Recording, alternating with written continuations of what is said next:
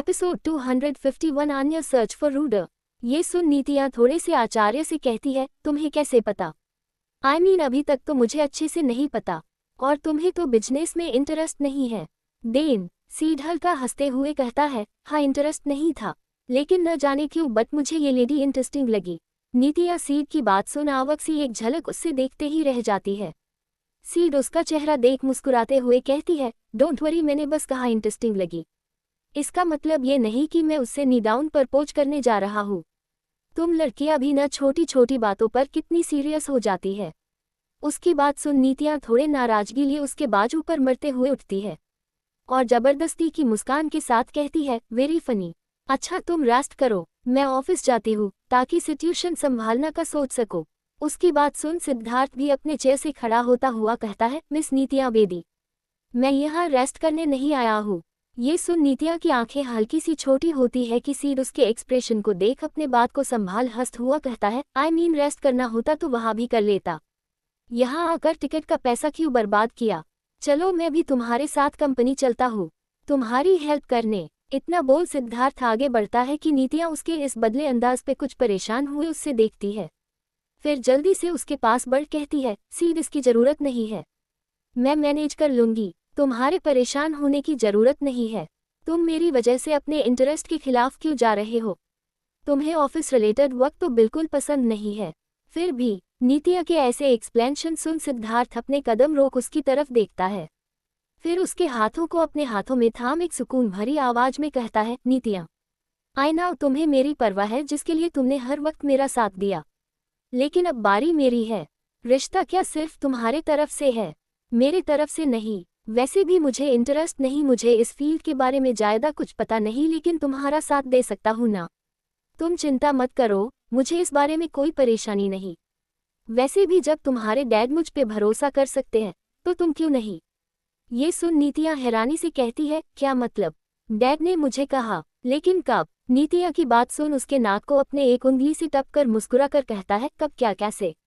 ये छोड़ो, अब चलो हम बहुत कुछ करना है। इतना बोल सिद्धार्थ नीतिया का हाथ पकड़ वहां से ले गया। वही दूसरी तरफ आज रुद्रांश का जन्मदिन था, सबने बहुत मस्ती की और ये दिन हंसते खेलते कब कैसे बीता आज इसकी किसको खबर ही नहीं रही।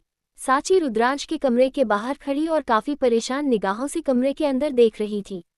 तभी अन्या उस ओर आते हुए साची को यूं परेशान देख उसके पास आते हुए उसके कंधे पर हाथ रखती हुई पूछती है, क्या हुआ साची, कमरे के बाहर इस तरह क्यों खड़ी हो?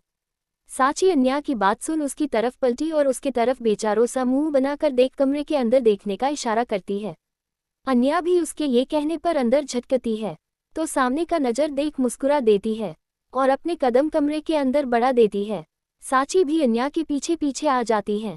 सामने देख परेशान स्वर में कहती है, भाभी ये क्या है? मुझे तो लगता है सुबह तक मुझे अंश के लिए नया बैग खरीदने पड़ेगा।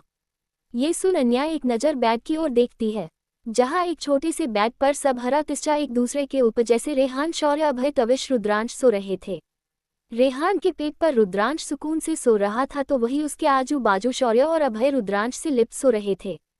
तो तविश सबके पिच घुसने के चक्कर में आधा बैग से लटक सो रहा था। अन्या उस सबका ऐसा सोने का तरीका देख मुस्कुरा देती है। अन्या को हंस देख साची भी उन सब की हरकत पे हंसते हुए कहती है, भाभी सच्ची मुझे कभी नहीं लगा था ऐसा कुछ मुझे यहाँ देखने को मिलेगा। इस घर में तो कितने आरामदायक कमरे हैं, बेड है, लेकिन देखिए सब आज कैसे सब छोड़कर यहाँ सो रहे हैं। सच्ची भाभी अपने सही कहा था, अगर मैं अपने डर से बाहर निकल रेहान की मोहब्बत नहीं अपनाती तो शायद ये अनोखे पल कभी नहीं देख पाती और काफी कुछ मिस भी कर देती। इतना बोल अन्या की तरफ बड़े प्यार से उसे साइड हक कर कहती है, थैंक यू भाभी। अन्या उसकी बात सुन अपनी आंखें उचकते हुए बड़े नर्म भाव लिए कहती है, साची अपनों का कभी शुक्रिया नहीं करते, और अगर तुम मुझे अपनी नहीं मानती तो मुझे भाभी भी मत कहना। सच्ची उसकी बात सुन मुस्कुराते हुए अपने कान पकड़ उससे सॉरी का इशारा करती है तो अन्या मुस्कुराते हुए उससे हक कर लेती है। फिर दोनों एक नज़र सामने देख अन्या कुछ इशारा करती है जिससे साची समझ हाँ में सिर हिलाते हुए जल्दी से तकिए ले आती है और कुछ बैग के नीचे तो कुछ सबके सिर के नीचे लगती है। अन्या सबको ब्लैंकेट उड़ाकर दोनों आराम से कमरे से बाहर निकल जाती है। साची अन्या को अपने वर्करूम की तरफ बढ़ते हुए देख पूछती है, भाभी आप वर्करूम क्या जा रही है? आप आराम नहीं करेगी? ये सुन अन्या एक नज़र अपने हाथ में बंदी घड़ी को देख कहती है, नहीं, वो बस कल एक बहुत इम्पोर्टेंट प्रोजेक्ट की मीटिंग है, इसलिए सोचा एक बार अपडेट चेक कर लूँ। तुम चिंता मत करो, तुम आराम करो, मैं अपना काम खत्म कर सो जाऊंगी। साची अन्या की बात कहती है, ठीक है भाभी, मैं आपके लिए कॉफी भेजवा देती हूँ। अन्या हाँ में सिर हिलाते हुए जाने लगती है कि फिर रुक जाती हुई साची को टोक कहती है, साची कल मुझे जल्दी निकलना है, उसके बाद शायद 2 दिन के लिए बाहर जाना पड़े इसलिए। साची अन्या की बात सुन मुस्कुरा कर उसके बाद बीच में काट कहती है, डोंट वरी भाभी, मैं अंश को संभाल लूंगी और समझा भी दूंगी, आप चिंता मत करें। अन्या उसकी बात सुन मुस्कुराते हुए हाँ में सिर हिलाते हुए वहां से चली जाती है। अन्या अपने वर्करूम में आती अपने चेयर पर बैठ अपना सिर चेयर से टिकाए जैसे कुछ सोचने लगती है। उसके जेहन में इस वक्त रुद्रांश की बातें गूंज रही थी। मम्मा, मैंने डैडी को देखा। अन्या अपने बेटे को जानती थी कि उसका बेटा इतना बड़ा झूठ नहीं बोलेगा, वो भी अपने डैडी को लेकर। और साथ ही रुद्रांश की आंखों चमक अपने डैडी के जिक्र पे वो अन्या को कहीं से भी झूठी नहीं लग रही थी। ये सब सोचकर अन्या का दिमाग और दिल एक ही बात पे इशारा करता है, अगर रुद्रांश की बात सच है तो क्या होगा। ये सोचते अन्या शतके में आ जाती है और जल्दी से अपना फोन उठती है और जियान को कॉल करती है। 1-2 रिंग पे ही जियान कॉल उठा लेता है। अन्या पिच होते ही तुरंत पूछती है, जियान, मैंने जो काम दिया था उसका क्या हुआ? वहाँ की सीसीटीवी फुटेज मिला? जियान अन्या की बात सुन कहता है, यस बॉस, मैंने वो फुटेज आपके टेबल के ड्रॉवर में रख दिया है और मैंने पर्सनली भी चेक किया है।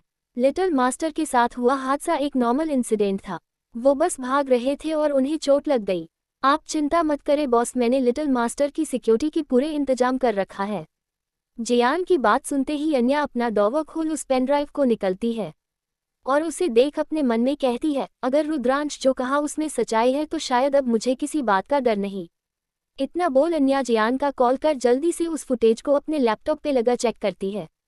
कुछ टाइम फुटेज देखने के बाद अन्या की नज़र उस पॉइंट पे भी जाती है जहां रुद्रांश भागते हुए गिरा था और किसको पुकार रहा था। अन्या फुटेज में उस बड़े ध्यान और देखती है। उस शख्स को देख अन्या की जैसे एक पल को सांस थम जाती है। अगली सुबह नित्या एक ऑफिस के बाहर खड़ी थी।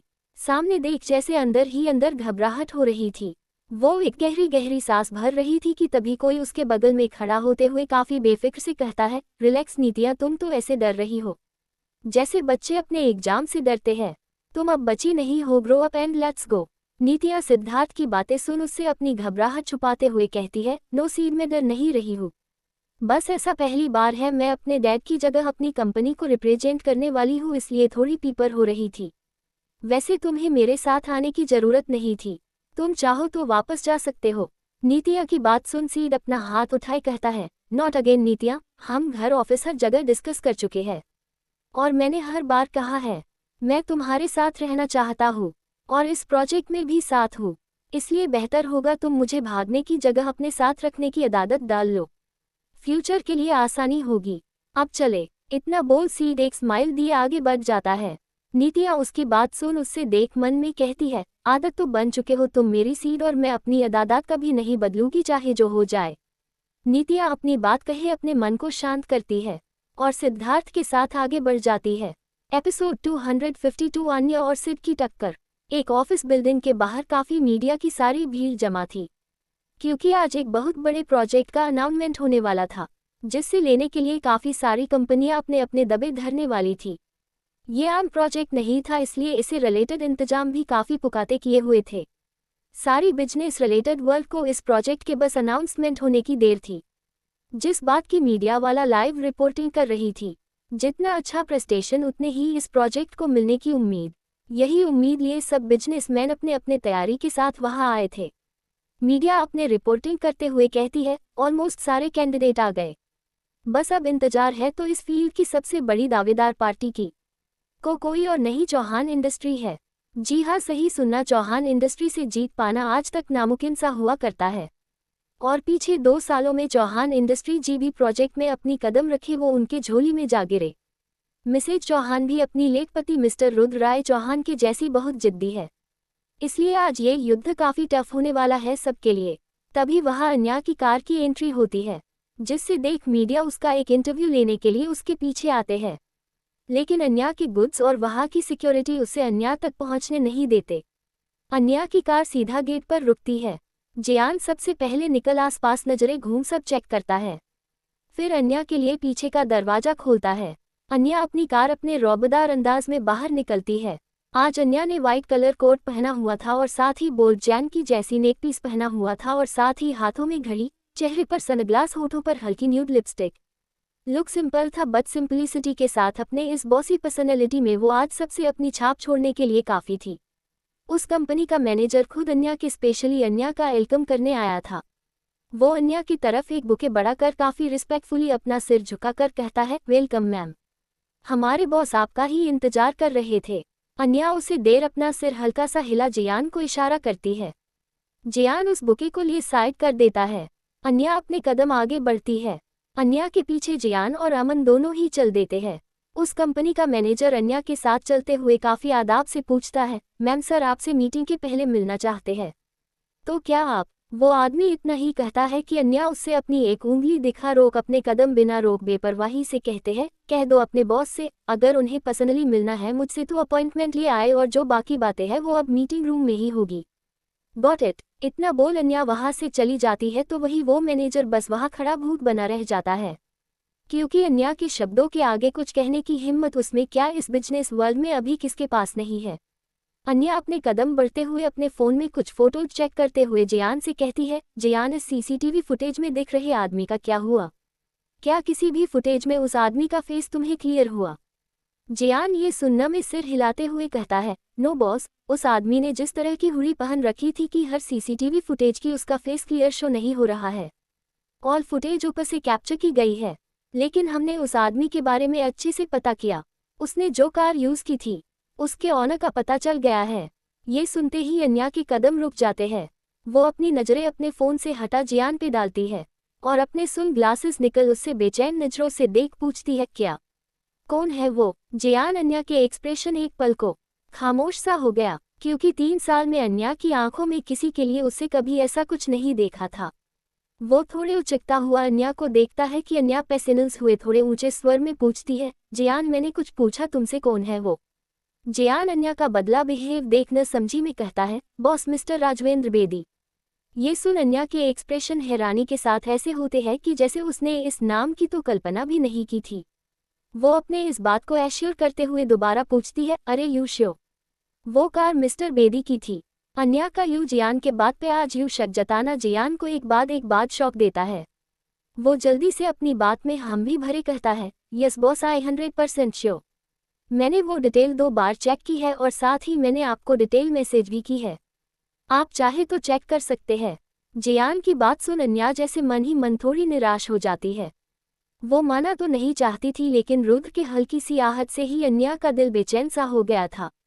वो बस चाहती कि अगर कहीं से उसका वो बुरा ख्वाब झूठा साबित हो जाए तो पीछे नहीं हटा नहीं चाहती थी। रुद्रांश की बातें, उसकी खुशी, उसके आंखों की वो चमक अन्या झुठला नहीं पा रही थी। उसके दिल में कहीं ना कहीं एक तिनके भर की सही लेकिन आश जरूर जगी थी, पर अफसोस अब उससे वो आश भी डूबते नजर आ रही थी। ये सब सोच अन्या अंदर से मायूस तो होती है, लेकिन बाहर से खुद और भी जायद सख्त बना वो एक गहरी सांस लेती है और अपनी मुठिया भींच अपने उसे कारक अंदाज में वापस आते हुए उन्हें चलने का इशारा करती है। रुद्र की एक आहट ने अन्या को इतना बेचैन किया था, न जाने अगर वो सामने आ गए तो क्या अन्या खुद को संभाल पाएगी। उसका जवाब अब वक्त ही देगा।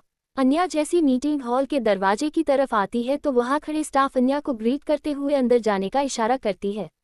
अन्या जैसे ही मीटिंग हॉल में कदम रखती है, न जाने क्यों पर उससे एक जनपहचान एहसास छू जाता है। उसका दिल उस स्वर में धड़कता जिसे धुन को वो 3 साल पहले खो चुकी थी। कितने ही दूर दूर हो हम दोनों के रास्ते मिल जाते हैं जो बने एक दूजे के वास्ते, एक दूजे के वास्ते। इन धुन के शब्द जैसे आज अन्या के कानों में गूंज से रहे थे। वो एहसास जिससे वो अपने सांसों में हर वक्त महसूस किया करती थी, आज फिर उस एहसास ने उससे अपने ओर खींचना शुरू कर दिया था। ये महसूस करते ही अन्या में दिल धड़कना, सांसों में सब एक नाम था जो अब उसके होठों पे भी थिरक गया, रुद्र। कोष्टक। जैसे दिल है धड़कन है एक दूजे के वास्ते, जैसे आंख है दर्पण है एक दूजे के वास्ते, जैसे बरखा सावन है एक दूजे के वास्ते, एक सजनी एक साजन है एक दूजे के वास्ते, एक दूजे के वास्ते, एक दूजे के वास्ते। अन्या रुद्र का नाम लिए बेचैन हुए अपने तसाती आंखों को उठाकर इधर उधर देखती है, पर उसकी तलाश मुकम्मल हो पाती कि उससे पहले वहां के और भी बिजनेसमैन सब अन्या को देख उससे बातें करने उसके पास आते हैं और उससे प्रोजेक्ट से रिलेटेड बात करने लगते हैं। अन्या का तो दिल उस बातों पे था ही नहीं, बस वो आंखों आंखों को इधर उधर दौड़ा कर आसपास देख रही थी। कोष्टक, उस रब ने जब दिल दिए, दिल के दो टुकड़े किए, दोनों में एक नाम लिखा, एक राधा एक श्याम लिखा। अब ये दिल धड़कते हैं, मिलते और बिछड़ते हैं, एक दूजे के वास्ते, एक दूजे के वास्ते। जैसे जैसे धुन के बोल थे, आज अन्या भी उस धुन को महसूस जैसे अपने हाले दिल को जी रही थी। वो उस बिजनेस की बातों बिना तवाजु दिए उनसे एक्सक्यूज करती हुई आगे बढ़ जाती है और बेचैन हुए हॉल में इधर उधर ताकने लगती है। अन्या का हाल जियान और अमन से आज छुपा नहीं था। अमन अन्या को यूं देख जियान से पूछता है, जियान यार आज बॉस को क्या हो गया है, वो इतनी बेचैन किया है? मैंने पिछले 3 सालों उन्हें किसी भी सिचुएशन में ऐसे बेचैन नहीं देखा। क्या उनकी तबीयत ठीक है?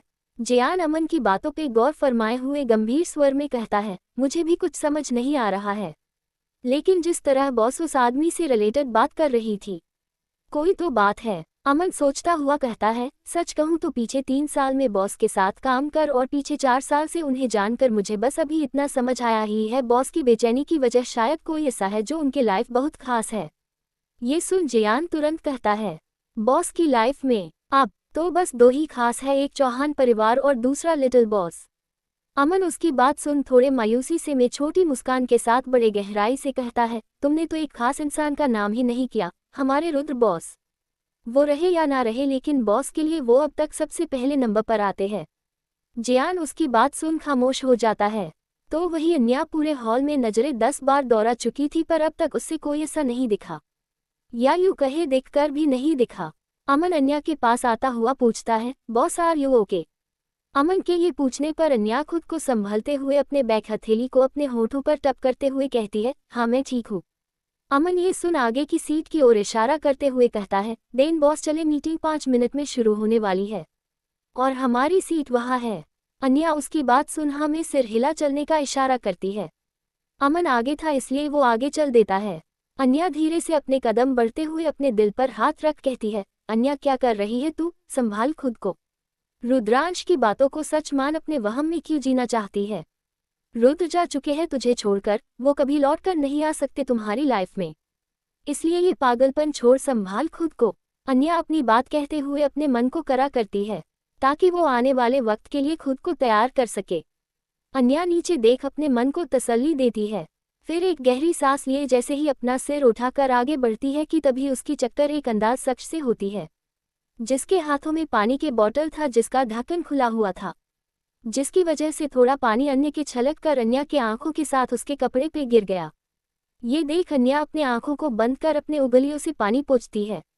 वो सामने खड़ा शख्स अपनी हरकत पे शर्मिंदा हुए अन्या को जल्दी से अपने पॉकेट से रुमाल पकड़ता हुआ कहता है, I am sorry sorry miss, मैंने आपको देखा नहीं। अन्या जो उसके सॉरी पे उससे इट्स ओके कहने ही वाली थी कि उसके आवाज़ सुन वो हैरानी से अपनी आंखें खोल सामने खड़े उस शख्स को देखती है और जैसे 2 पल के लिए उसकी दुनिया थम सी जाती है। उससे तो जैसी अपनी आंखों पे भरोसा नहीं हो रहा था, उसके होठ हैरानी और कपकपाहट के भाव में जम से जाते हैं। न आंखें खुली न होठों ने कुछ साथ, बस दिल की धड़कन अपने गूंज में बस एक नाम लेने को बेकरार थी, रुद्र। सामने खड़ा शख्स अन्या का यूं भाव देख अपने आंखों को उचकते हुए कहता है, hello miss, you are okay? Anya उसके सवाल कुछ नहीं पाती, बस अपने बेखाली में बस उसके चेहरे को ही ताकते रह जाती है। वो चेहरे जिससे वो पल देखने की चाहत रखती थी, वो चेहरे जिससे उसकी सुबह होती, जिस देख रात काटती थी, जिससे देखने भर से उसके होठों पे मुस्कान और दिल में सुकून की बरसात होती थी। बल चेहरे वो इंसान आज अन्या के सामने खड़ा था, इस बात का यकीन अन्या अपने आंसुओं से भी कर पा रही थी। उससे तो समझ नहीं आ रहा था कि वो खुश हो या दुखी, बस इतना चाहती कि वो बस अब टूट जाए, उन बाहों में टूट जाए। अन्या जैसे ही अपने जज्बातों की बेरिया तोड़ आगे बढ़ती है कि तभी एक लड़की उस शख्स के पास आते हुए उसकी बाह में हाथ डाल कहती है, सी कहाँ रह गए थे तुम, कब से वेट कर रही थी। वो शख्स और कोई नहीं सिद्धार्थ था। सिद्धार्थ नीतिया की बात सुन अन्या की तरफ इशारा कर कहता है, मैं बस आ ही रहा था, वो बस इस लेडी से टक्कर गया और पानी इनकी आंखों में गिर गया। ये सुन नीतिया अपनी नजरें सामने घूमती है तो अन्या को वहां खड़ा देख नीतिया की मुस्कान कुछ फीकी सी पड़ जाती है। अकस्मात ही उसके मुंह से निकलता है, अन्या राय चौहान। अन्या का नाम सुन सीध भी उसकी तरफ बड़े क्यूसरस निगाहों से देखता है। अन्या का ध्यान तो एक पल भी साइड के चेहरे से हटा नहीं था। दोनों को आंखें मिल रही थी, एक के आंखों में बेचैनी तो दूसरे के आंखों में सुकून। वही नीतियाँ उनकी आंखें मिलती देख जल्दी से आगे आते हुए अपना हाथ बड़ा कहती है, hello Mrs Chauhan, myself Nitiya Bedi, Rajvendra Bedi की बेटी, and he is my husband Siddharth Raheja. Nice to meet you. Nitiya की बात सुन अन्या को दुगना शौक लगता है। वो मन में दौड़ती है, सिद्धार्थ रहेजा हस्बैंड। अन्या कुछ कह पाती कि उससे पहले ही मीटिंग स्टार्ट होने का अनाउंसमेंट होता है, जिसकी वजह से नीतिया अन्या से एक्सक्यूज किए सिद्धार्थ को अपने साथ लिए चली जाती है। अन्या वापस से बेचैन हुए बस सीट को एक टैग देखने लगती है। इस वक्त वो खुद को ब्लैक महसूस कर रही थी, जैसे उसके अंदर कुछ हो ही न, बस एक इस धुन के आखिर बोल उसके कानों में गूंज रहे थे। हम दोनों एक जान हैं, दो दिल एक अरमान हैं, लेकिन अब इस मोड़ कर देखिए दामन छोड़कर, वक्त का है ये फैसला, हम तुम हो जाए जुड़ा। मांगे खुशियों की दुआ एक दूजे के वास्ते, मांगे खुशियों की दुआ एक दूजे के वास्ते, एक दूजे के वास्ते, एक दूजे के वास्ते। सीट भी जाते जाते अन्या को पलटकर जरूर देखता है। न जाने उसकी आंखों में क्या था जो उसके दिल को अन्या को पलटकर देखने के लिए मजबूर कर दिया। मोहब्बत में मिलना बिछड़ना तो अलग बात है, लेकिन मिलने की उम्मीद न होकर जीना और फिर वक्त का फिरना, वापस मिलना एक अलग। तो देखना होगा कि आगे क्या होता है। क्या करेगी अन्या रुद्र के एक्स में सीड को देखकर, और अगर सीड ही रुद्र है तो क्या वो क्यों दूर है अपने परिवार से। सवालों में उलझन है, लेकिन मेरी कहानी में नहीं। सारे जवाब मिलेंगे और बहुत जल्द नए अंदाज में मिलेंगे। बट 3 बाद, क्योंकि मैं चली छुट्टी पर। एंड हाँ, इस बीच आप बोर न हो, मैंने एक नई कहानी अपलोड की है, मेरे लाइब्रेरी में जाकर जरूर पढ़े। अगर पसंद आए तो मैं आगे के चैप्टर जरूर अपलोड करूंगी। अगर न आगे crying. Episode 253 Anya lost deal. Chauhan mansion hall में दिग्विजय जी आकाश जी के साथ बैठे बातें कर रहे थे। तभी वहां रुद्रांश भागता हुआ आता है और ठीक उसके पीछे साची भाग रही थी, एक हाथों में खाने की प्लेट लिए और दूसरे हाथों में निवाल लिए। रुद्रांश इधर उधर भागते हुए कहता है, चीची माँ आप मुझे नहीं पकड़ पाओगी।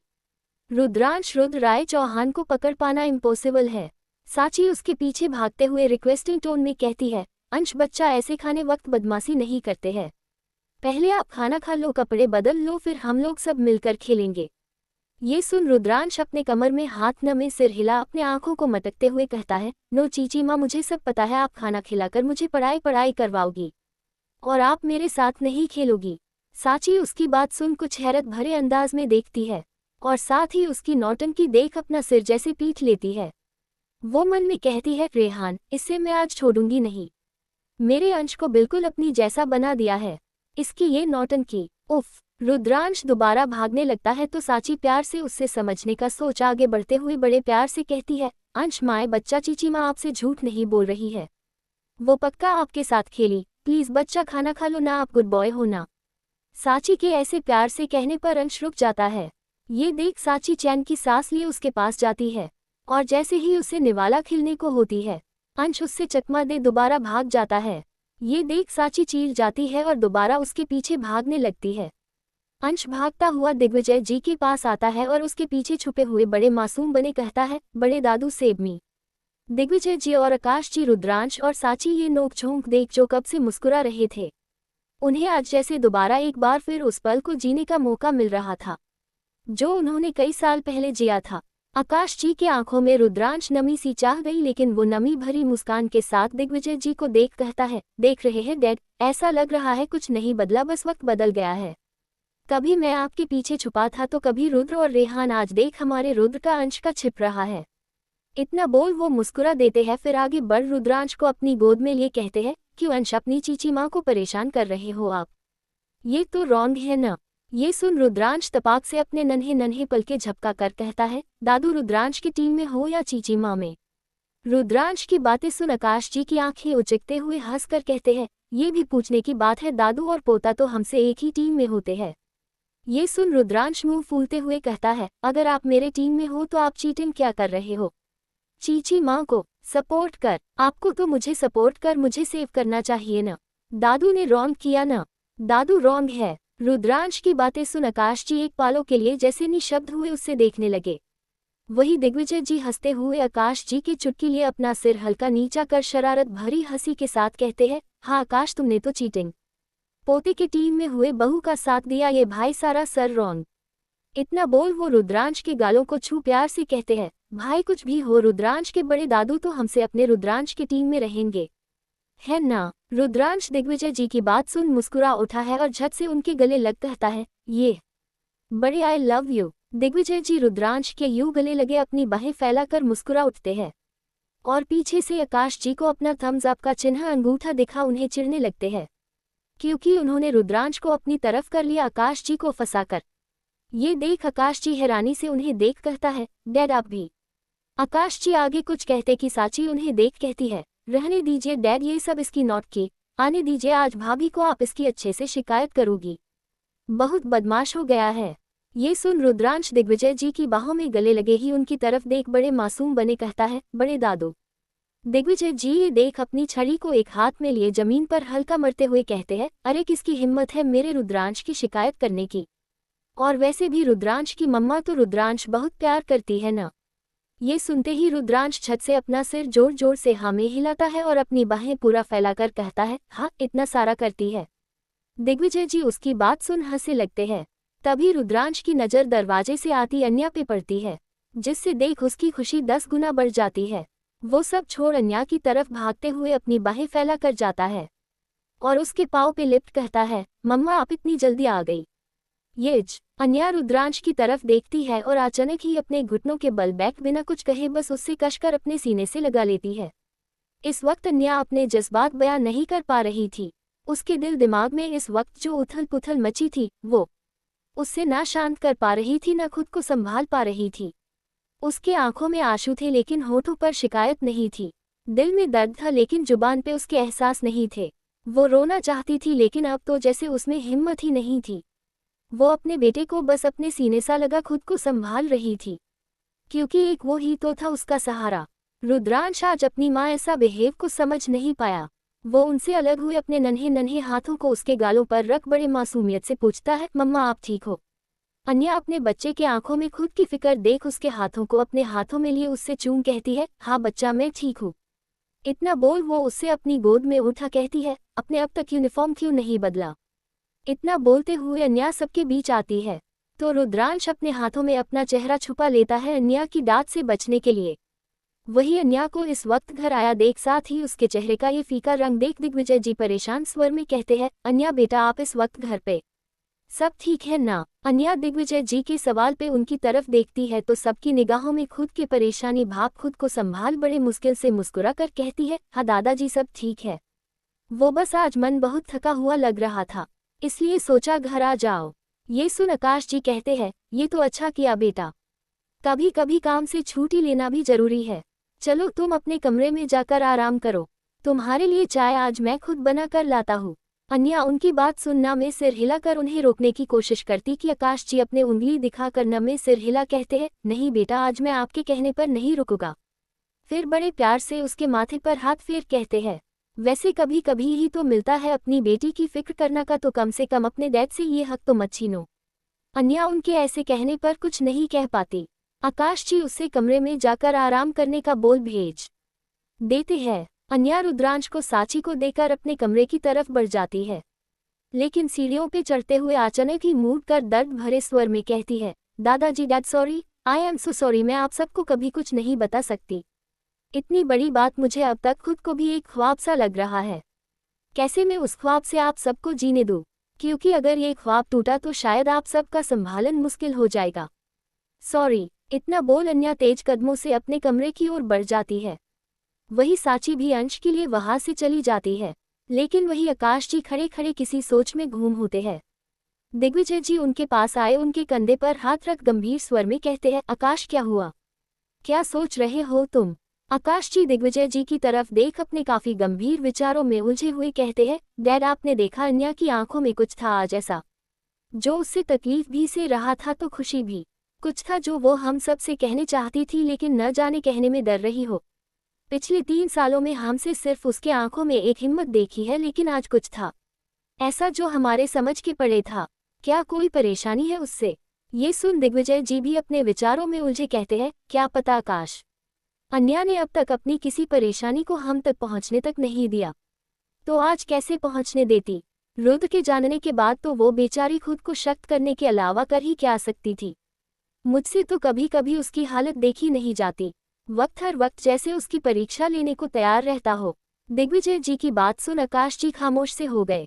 तभी दोनों की नज़र ऊपर जाते जियान पे जाती है। ये देख आकाश जी उससे बुलाते हुए कहते हैं, जियान इधर आना। जियान आकाश जी की बात सुन उनके सामने खड़ा हुए रिस्पेक्ट से अपना सिर झुक कहता है, इस सर। आकाश जी सीधा मुद्दे की बात लिए पूछते हैं, जियान आज क्या कुछ हुआ है, कंपनी में या फिर कहीं और? आकाश जी का सवाल सुन जियान दो पल चुप हुए, बस उन्हें ताकते रह गया।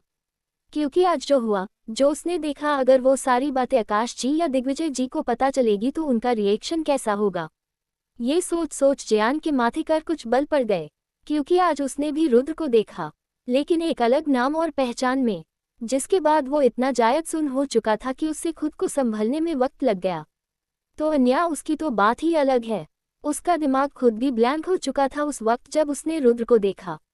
लेकिन वो ये बात अभी किसी को बता नहीं सकता था क्योंकि अन्या ने उससे माना किया था। क्यों? इसका जवाब अन्या ही बता सकती थी। जियान के बदलते एक्सप्रेशन देख दिग्विजय जी और आकाश जी दोनों ही परेशान होते हुए दोबारा जियान से पूछते हैं। जिसके बाद जियान कुछ सोचता हुआ खुद को संभाल कहता है, एक्चुअली सर बॉस जिस प्रोजेक्ट के लिए आज गई थी वो हमें न मिल हमारे राइवल कंपनी को मिल गया। एंड बॉस ने इस प्रोजेक्ट के लिए बहुत मेहनत की थी क्योंकि ये रुद्र सर के विश थी। लेकिन इतना बोलते हुए जियान खामोश हो गया।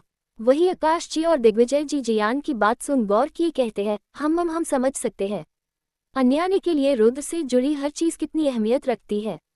चाहे उसकी कंपनी हो, उसका परिवार हो, उसका आखिरी निशानी उसका बेटा हो या फिर कोई उसका सपना, वो किसी चीज में अपनी हार बर्दाश्त नहीं कर सकती।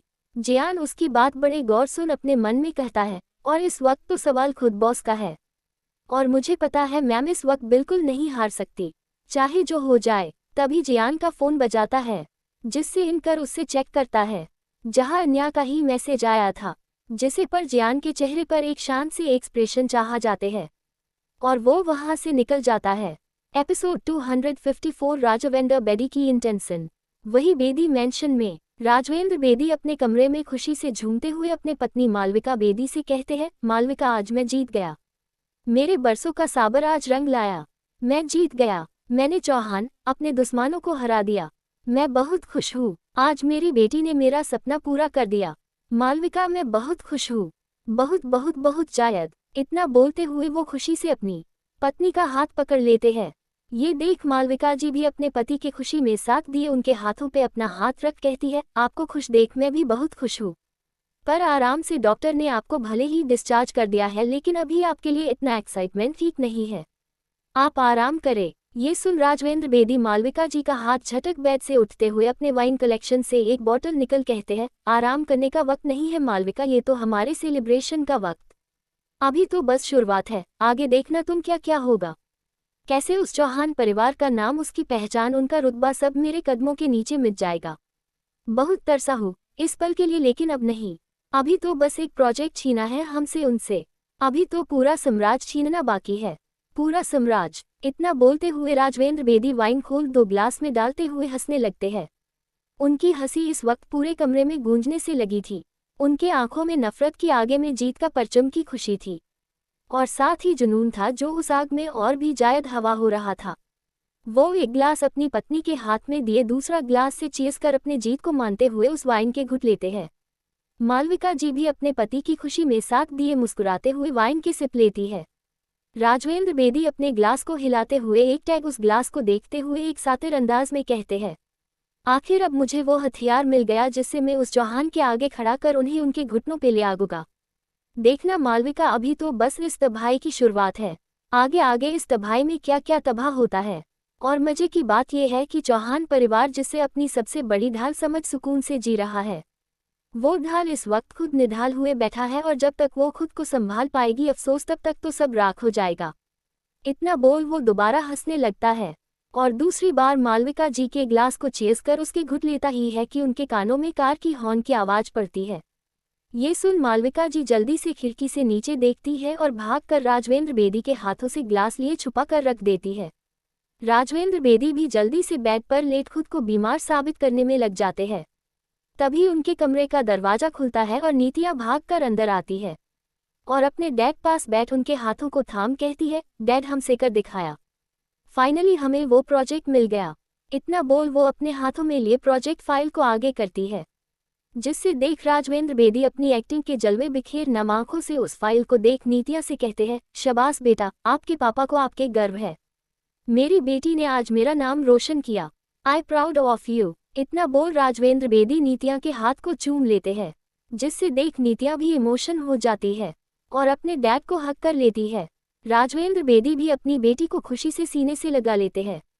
तभी उनकी नज़र दरवाजे पे खड़े सीट पे पड़ती है, जिसे देख वो अपना हाथ बड़ा बड़े प्यार से पुकारते हैं, अरे सिद्धार्थ बेटा, आप वहाँ क्यों खड़े हैं, अंदर आओ।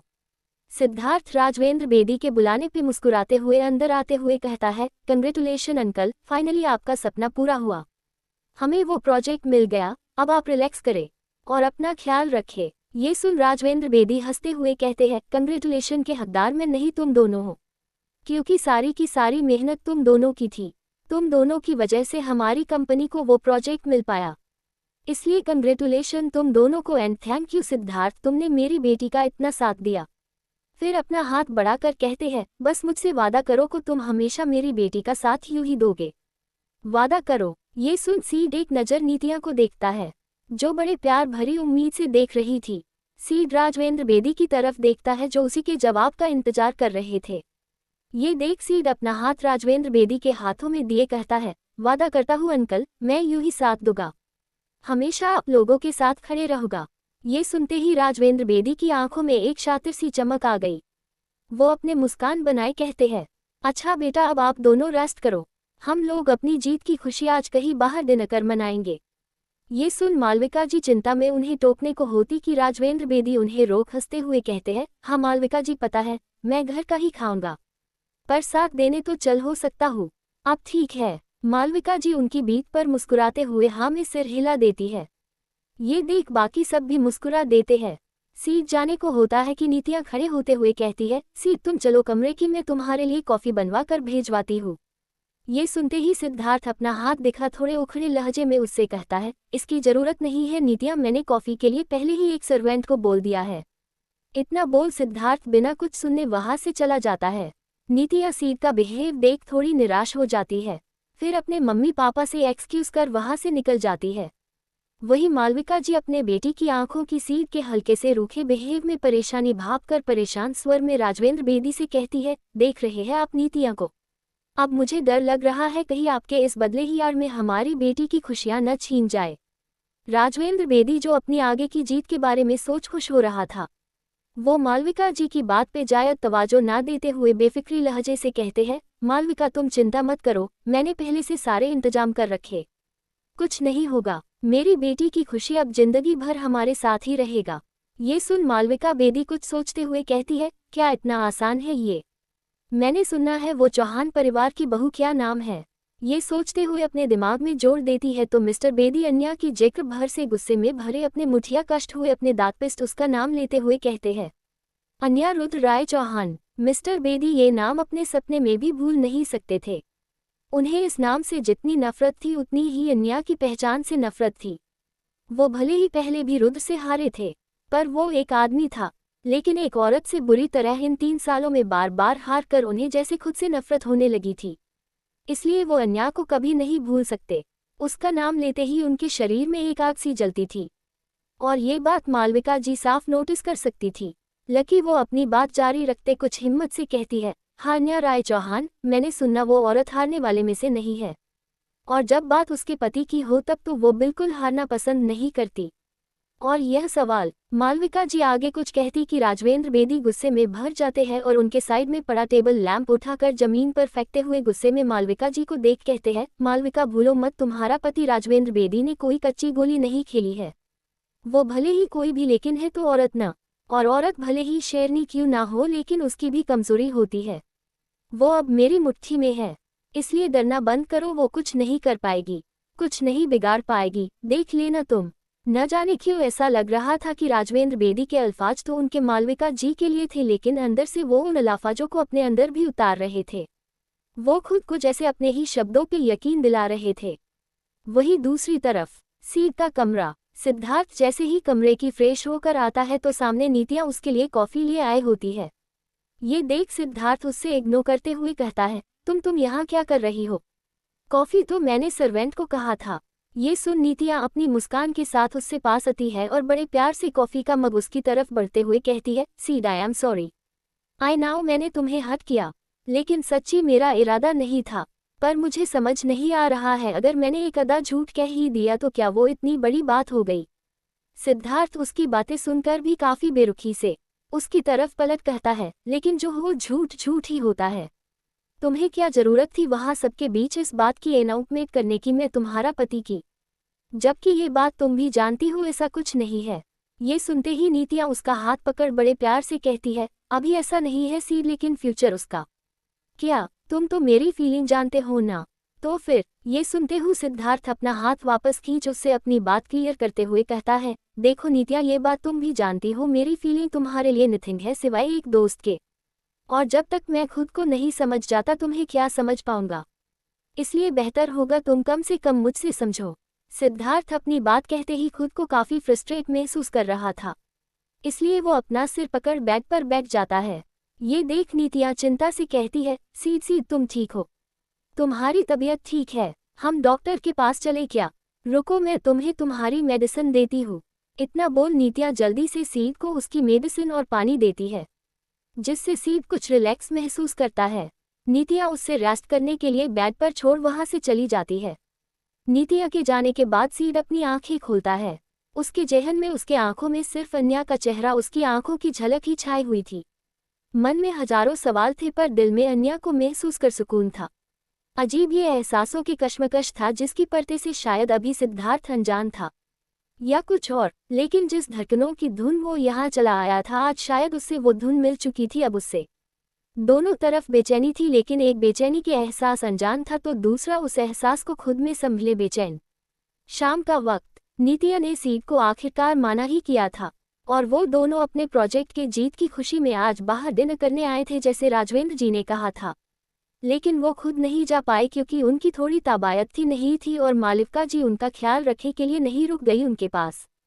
सीड और नीतिया आए थे। ड्राइव कार के बड़े से होटल के आगे रुकता है। नीतिया और सीड बाहर आते हैं। नीतिया सीड का बाहें पकड़ उससे अंदर ले जाते हुए एक्साइटमेंट में कहती है, सीड तुम्हें पता है ये होटल इंडियन नहीं बल्कि इंटरनेशनली टॉप होटल है। इसका फूड यहाँ ही स्पेशलिटी है, क्योंकि यहाँ के जो अनवर है उनका खुद का एक अलग ही टेस्ट है जो काफ़ी टेस्टी है। आज मैं तुम्हें अपनी सारी फेवरेट चीज़ टेस्ट करवाऊंगी, देखना तुम्हें काफ़ी पसंद आएगा। इतना बोल उससे अंदर ले जाती है। नीतिया ने एक प्राइवेट रूम ऑलरेडी बुक करवा रखा था। वहां आने के बाद नीतिया और सीड एक दूसरे के सामने बैठ बातें करते हुए खाना ऑर्डर करते हैं। नीतिया तो बस खाने और यहाँ की तारीफों में लगी थी, लेकिन सीड का ध्यान उस होटल के लोगों पे जा अटका हुआ था। उसने ना जाने क्यों वो लोगों काफ़ी जाना पहचाना लग रहा था। तभी खाने में देरी देख नीतिया उससे वॉशरूम का एक्सक्यूज कर वहां से चली जाती है। सीड का ध्यान अब भी उस लोगों पे था कि तभी उनके कमरे का दरवाजा खुलता है। सीड को लगा नीतिया वापस आ गई। ये देख वो अपनी आईब्रो उचकने हुए कहता है, क्या हुआ, तुम इतनी जल्दी वापस कैसे आ?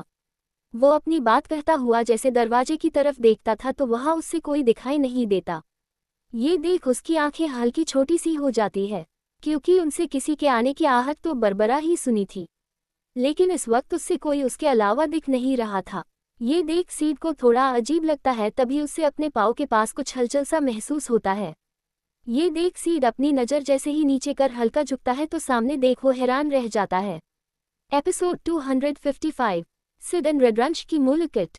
सीड अपनी नज़रें नीचे कर टेबल के नीचे देखता है तो उसे टेबल के सेटल पिले के पीछे एक छोटा सा अक्ष दिखाई देता है, जिससे देख न जाने क्यों सीड को काफ़ी क्यूरियसिटी होती है। वो अपने चेयर से उठा जमीन पे बैठ जाता है और अंदर की ओर झांकते हुए अपना सिर टेढ़ा कर देखने की कोशिश करता है उस अक्ष को। तभी उस अक्ष को भी सीड का आभास सा होता है। वो अपनी नन्ही नन्ही आंखों से धीरे से झांक सीड की ओर देखता है। ये और कोई नहीं बल्कि रुद्रांश था। सीड उन आंखों को देख जैसे एक पल देखता ही रह जाता है। वही रुद्रांश की आंखों एक चमक सी छह जाती है। वो धीरे धीरे जैसे खुद में बुदबुदाए कहता है, डैडी। वो अब पिलर से पूरा अपना चेहरा बाहर कर एक टैग उसे देखने लगता है। वही सीड को न जाने क्यों पर रुद्रांश को देख अंदर से खुशी सी होती है। वो उससे प्यार भरी नजरों से ताकते हुए कहता है, हे लिटिल बॉय, आप कौन हो और यहाँ नीचे क्या कर रहे हो? रुद्रांश जो सीड को देख खुश हो रहा था, वो उसके मुंह से ऐसा सवाल सुन खुद के होठों पे एक क्यूट सा पाउट बना सोचते हुए कहता है, आह गॉड, डैडी ने तो मुझे पहचाना ही नहीं। फिर खुद के गालों को छू कर कहता है, क्या मैं क्यूट नहीं हूँ? रुद्रांश अपनी बातों की घूम था, तो वही सीड को रुद्रांश के चेहरे पर आते जाते एक्सप्रेशन काफी जायद प्यारे लग रहे थे। उसके चेहरे पर एक बड़ी सी मुस्कान आ जाती है। तभी उस प्राइवेट रूम के दरवाजे पे नॉक होने की आवाज आती है। ये देख सीड के साथ रुद्रांश की नजरें भी उस ओर जाती है। सीड दरवाजे की ओर देख अंदर की परमिशन दे देता है कि ये देख रुद्रांश फुर्ती से सीड के पारों के पास आए उसके पैंट को पकड़ कहता है, नो नो, मत बताना किसको मैं यहाँ छुपा हूँ, वरना ये चीटिंग हो जाएगी। प्लीज, मैं हार जाऊंगा। सीड रुद्रांश की बातों का कुछ जवाब दे पता कि एक होटल स्टाफ अंदर आता है और सीड को झुका देख कहता है, sir sorry to disturb you, but क्या यहाँ कोई 3 साल का बच्चा आया है खेलते खेलते? ये सुन सीड चोर निगाहों से टेबल के नीचे छुपे रुद्रांश को देखता है, जो उससे काफी क्यूट एक्सप्रेशन लिए नमे सिर हिलाए बताने से मना कर रहा था। सीड उसके मासूम चेहरे को देख उस स्टाफ को देख कहता है, नहीं, यह कोई बच्चा नहीं आया है। ये सुन वो होटल स्टाफ थोड़ा चिंता में आ जाता है। वो परेशानी भरे की स्वर में कहता है, बट स्टाफ ने तो उसे इसी ओर देखा था आते गया कहा वो। सीड उस स्टाफ के नजरों से डर और परेशानी साथ देख सकता था। ये देख उसका मान एक पल को होता है कि वो सच कह दे, पर उसकी नज़र वापस से रुद्रांश से जा मिलती है। ये देख वो चुप हो जाता है। वो स्टाफ सीड को सॉरी बोल वहां से जल्दी निकल जाता है, क्योंकि अब उससे जल्द जो रुद्रांश को ढूंढना था, अगर वो 2 मिनट के अंदर उससे वो नहीं मिला तो ये उसके लिए नहीं बल्कि सबके लिए बड़ी मुसीबत की बात हो जाएगी। अभय किसी को छोड़ेगा नहीं। उस स्टाफ के जाते ही सीड दोबारा अपने घुटनों के बल बैठ रुद्रांश की ओर देख कहता है, आपने तो मुझसे झूठ बोलवा दिया और सबको परेशान भी कर दिया। अब क्या मैं इस छोटे सैतना का नाम जान सकता हूँ? कौन हो आप और यहाँ कैसे आए और क्या नाम है आपका? ये सुन रुद्रांश अपनी छोटी आंखों गोल गोल मटका कर अपने सिर पर हाथ रख कहता है, ओफो, एक साथ इन्हें सारे सवाल, मैं तो कंफ्यूज हो गया। फिर अपनी एक उंगली निकाल कहता है, 1 क्वेश्चन 1 टाइम। सीड उसकी भोली बड़ी बातों को सुन हंसने लगता है। वो बड़े प्यार से उसके सिर को सहलाकर कहता है, अच्छा ठीक है, आप पहले ये बताओ आपका नाम क्या है? ये सुन रुद्रांश छत से बड़े स्टाइल में अपने छोटे से टी शर्ट को उचकते हुए अपनी प्यारी सी आवाज में कहता है, रुद्रांश रुद्र राय चौहान। सीड उसका नाम सुन एक बार जैसे एक पल को थम सा जाता है और खुद में ही रुद्रांश का नाम लिए दोहराता है, रुद्रांश रुद्र राय चौहान। सीड उसके नाम में ही खोया था कि रुद्रांश अपनी 2 फिंगर्स निकल कहता है, दूसरा सवाल। रुद्रांश के टोकने पे सीड अपने होश में आता है और बड़े गौर से रुद्रांश की ओर देखता है और मन में दोबारा उसका नाम दोहरा मुस्कुराकर कहता है, आपसे तो ज्यादा आपका नाम लंबा है। ये सुन रुद्रांश अपना मुंह फुलाए झट से टेबल से निकल साइड के सामने खड़ा होते हुए कहता है, रॉन्ग, मैं उससे भी ज्यादा लंबा हूँ। इतना बोल रुद्रांश खुद के टू पर खड़ा होते हुए अपने हाथों को ऊंचा करते हुए उससे दिखता है। रुद्रांश की हरकतें सीड को न जाने क्यों पर अपने दिल में छू रही थी। उससे काफी हंसी भी आती तो कभी उसके होठों पे मुस्कान छा जाती है। कितने वक्त के बाद वो यूं मुस्कुरा रहा था। वही रुद्रांश अपने आप को लंबा प्रूव करने में लगा टू पर और ऊंचा उछल रहा था, जिससे उसका बैलेंस बिगड़कर वो हिल रहा था। ये देख सीड जल्दी से अपनी बाहों का गहरा उसके आसपास किए कहता है, बेटा संभाल के। वो इतना ही बोलता है, रुद्रांश का बैलेंस बिगड़ जाता है और गिरने को होता है। रुद्रांश डर से अपनी आंखें बंद कर कहता है, डैडी। सीड उसके गिरने से पहले ही उससे संभाल अपनी बाहों में काश कर भर लेता है। रुद्रांश को अपने सीने से लगाए सीड को न क्यों पर उसके दिल को बेहद सुकून का आभास होता है। उससे ऐसा लगता है कि भरोसा से खाली पड़ा उसका मान आज जैसे सुकून की में भर चुका था। एक अलग सा एहसास उसके दिल में होने लगा था। रुद्रांश को देख जैसे दिल का हर धड़कन उससे रुद्रांश में खुद के होने का आभास दिया हो। सीड इस सारे फीलिंग इमोशन को समझ पाने से अनजान था आखिर क्यों वो एहसास वो यूं जी रहा है, जिससे वो शब्दों में समझ पा रहा है।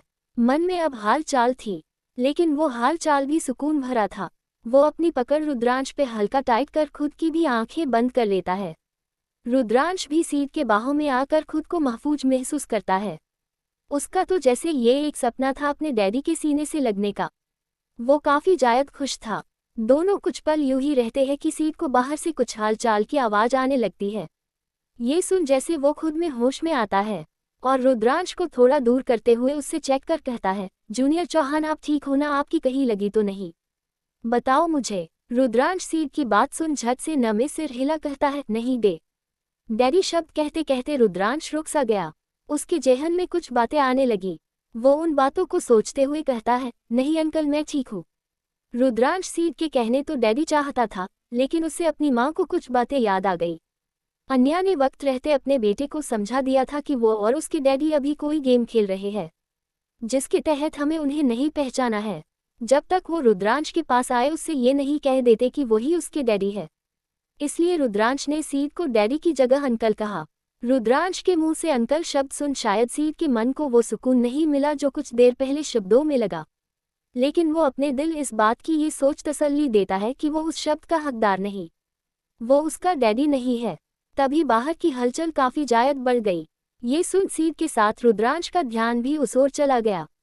रुद्रांश के देख धीरे से खुद से अपना सिर पर हाथ सोचता हुआ कहता है, ओह लगता है कुल चाचू को मेरी शरारत की खबर लग गई। अब मुझे जल्दी भागना होगा, वरना आज मुझे बहुत डांट पड़ेगी। मम्मा को अगर पता चला तो मम्मा बहुत गुस्सा भी करेगी। ये सब सोच रुद्रांश जल्दी से सीड की ओर देख अपना हाथ बाएं में हिला कहता है, सब मुझे ढूंढ रहे होंगे। Bye bye uncle. इतना बोल रुद्रांश पलक झपकते हुए वहां से भाग जाता है। सीड तो बस ताकते ही रह जाता है। वो कुछ कह पाता उससे पहले ही रुद्रांश जाते जाते एक पलटकर उससे एक प्यारी सी स्माइल के साथ बाय करता है और वहां से निकल जाता है। सीड तो बस देखते ही रह जाता है। उसका मन जैसे वापस से खाली सा हो गया। वो अपने मन में कहता है, पता नहीं क्यों, पर ये बच्चा बिल्कुल अपना सा लगा था। उससे सीने से लगा, ऐसा क्यों लगा कि रिश्ता है हमारा बहुत गहरा सा। क्या मेरा वहम है बस? इतना बोलते हुए वो दोबारा उस सारे पालों को याद करता है वो उसने रुद्रांश को पहली बार देखने के साथ उसके गले लगाकर बिताए थे। तभी उससे उसके नाम बताने का स्टाइल याद आता है। वो हंसते हुए कहता है, कुछ भी हो प्यारा तो वो बहुत था, और उसकी नौटंकी भरी बातें और नाम दोनों ही दिल को छूने वाले थे। जूनियर चौहान। सीड रुद्रांश के ख्यालों में घूम था। तभी नीतियाँ वापस कमरे में आती है और सीड के चेहरे ये मनमोहक खुशी देख वो हैरत से कहती है, Sid are you fine. Sid Nitiya की आवाज सुन अपने होश में आता है और उसकी तरफ देख अपनी एक आईब्रो उचकने हुए कहता है, क्यों मुझे क्या हुआ? मैं तो बिल्कुल ठीक हूँ। इतना बोलते हुए वापस से अपने चेयर पर बड़े रिलैक्स हुए बैठ जाता है। नीतिया को न जाने क्यों उसका बिहेव इस वक्त थोड़ा स्ट्रेंज लग रहा था। वो थोड़ी हैरत में उसके पास बैठी कहती है, पर न जाने क्यों मुझे नहीं लग रहा है। तुम यूं खुद में खड़े खड़े मुस्कुरा रहे थे और यह आने के वक्त उतने खुश नहीं थे जितने अब हो। क्या हुआ, कुछ हुआ है क्या? नीतिया के सवाल पे सीड के जेहन में दोबारा रुद्रांश आता है। वो उसके बारे में सोच नीतिया को देखता है। वो नीतिया को रुद्रांश के बारे में नहीं बताना चाहता था क्योंकि वो जानता था कि नीतिया के सवाल सिर्फ आसानी से खत्म नहीं होंगे। इसलिए वो खुद को रिलैक्स हुए बात बदलते हुए कहता हूँ, मेरी छोरो तुम ये बताओ पहले तुम इतनी देर से कहाँ रह गई थी? तुम तो वॉशरूम गई थी ना?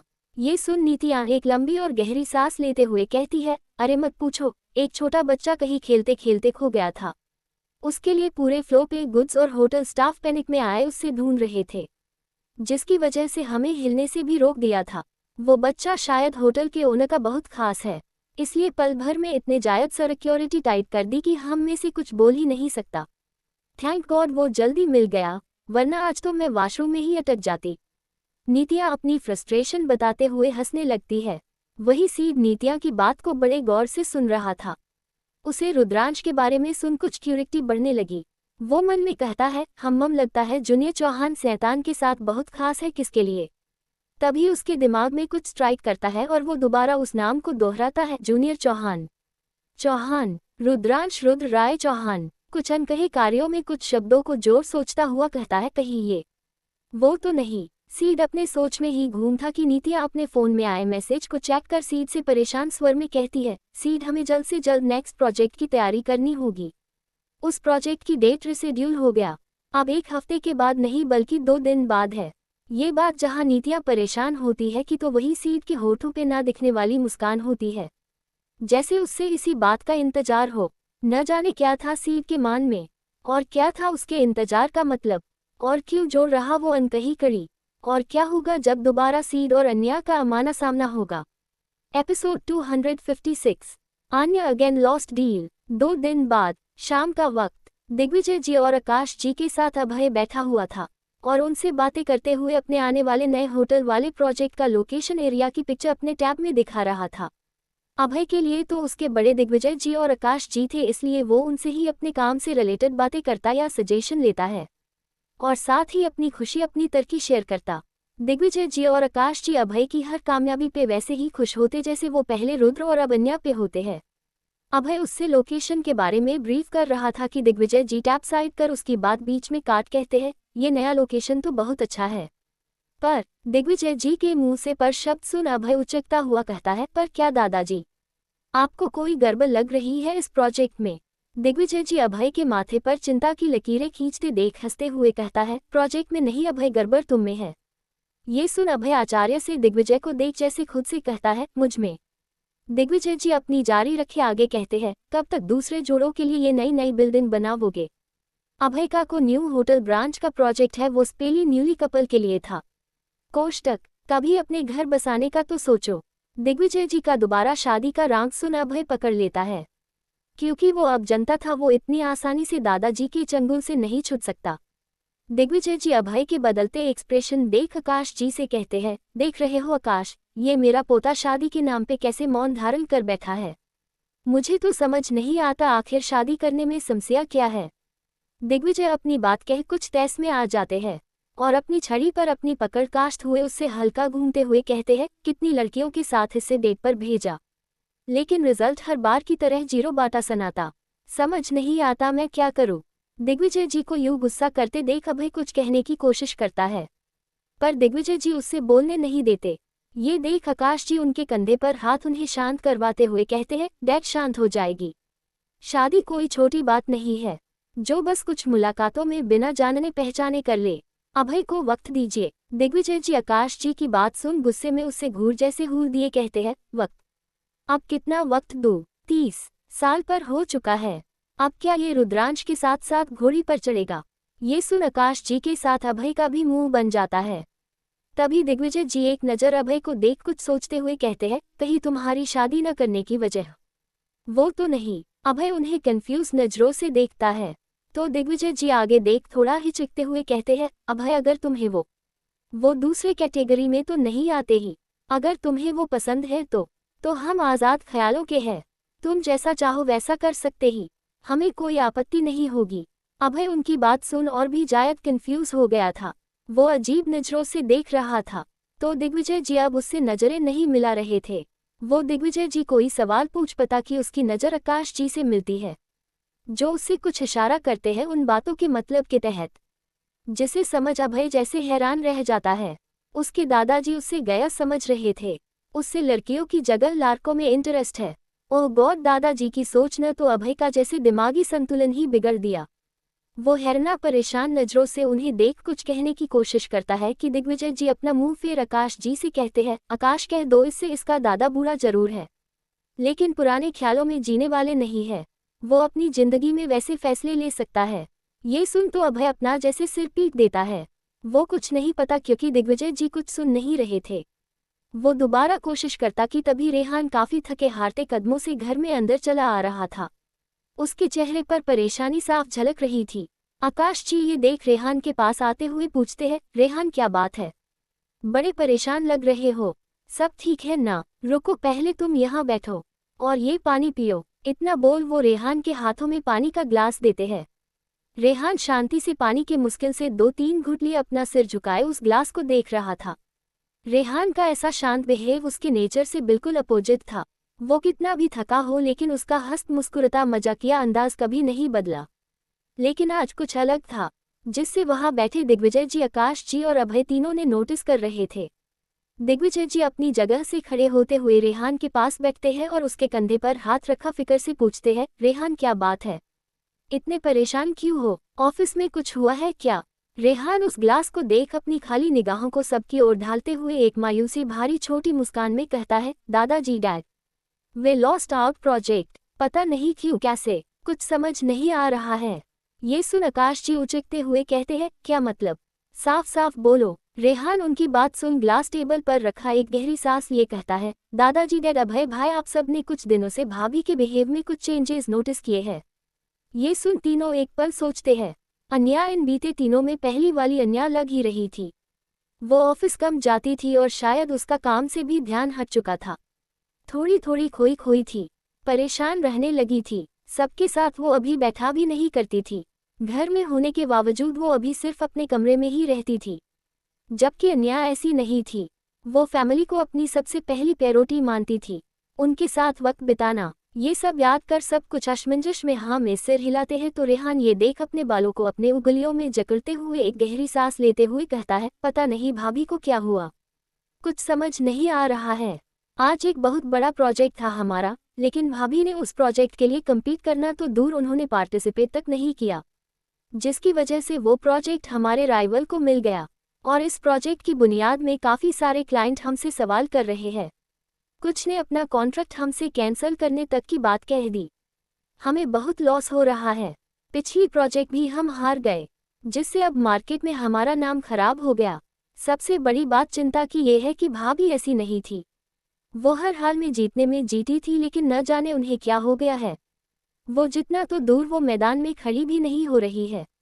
ये सब काफ़ी अजीब है।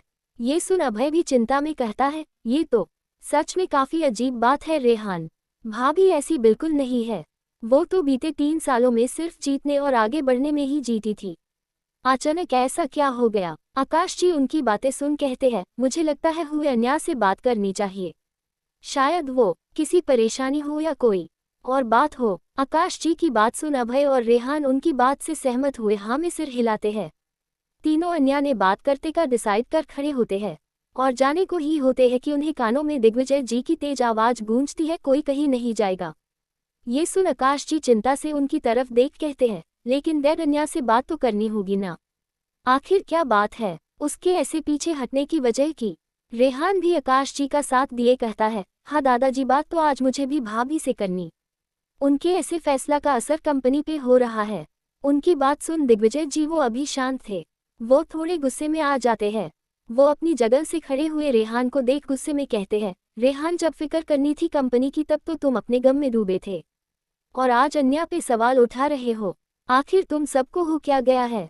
तुम सब ये भूल रहे हो, उस कंपनी इस घर की मालकिन अन्या है। उसने उस वक्त पर ये दोनों जगह की जिम्मेदारी उठाई जब उससे खुद एक सहारे की जरूरत थी। अगर उसके फैसले से कंपनी बर्बाद भी हो जाए तो याद रखने वो हम सब पे एक आंच तक आने देगी, और तुम लोग उसके आंच उठा रहे हो। अन्या किसी बात से परेशान है तो हम उनकी परेशानी पे उसका साथ दो, न कि उस पे उल्टा सवाल करो। अगर अन्या पीछे हटी है तो उसकी जरूर उसकी वजह उस नुकसान से भी जायद कीमती होगी। ये बात याद रखना। मेरा पूरा विश्वास है अन्या पे, उसके हर कदम में कोई न कोई बड़ी वजह होगी। अगर कुछ जानना है तो वजह जानो, ना कि उस पे जाकर सीधा सवाल उठाओ। दिग्विजय जी अपनी बात कहते हुए अपनी छड़ी उठा उन पे पॉइंट आउट करते हुए वहां से गुस्से में चले जाते हैं। दिग्विजय जी के जाने के बाद उन्हें भी रियलाइज होता है कि वो कितनी बड़ी गलती करने जा रहे थे।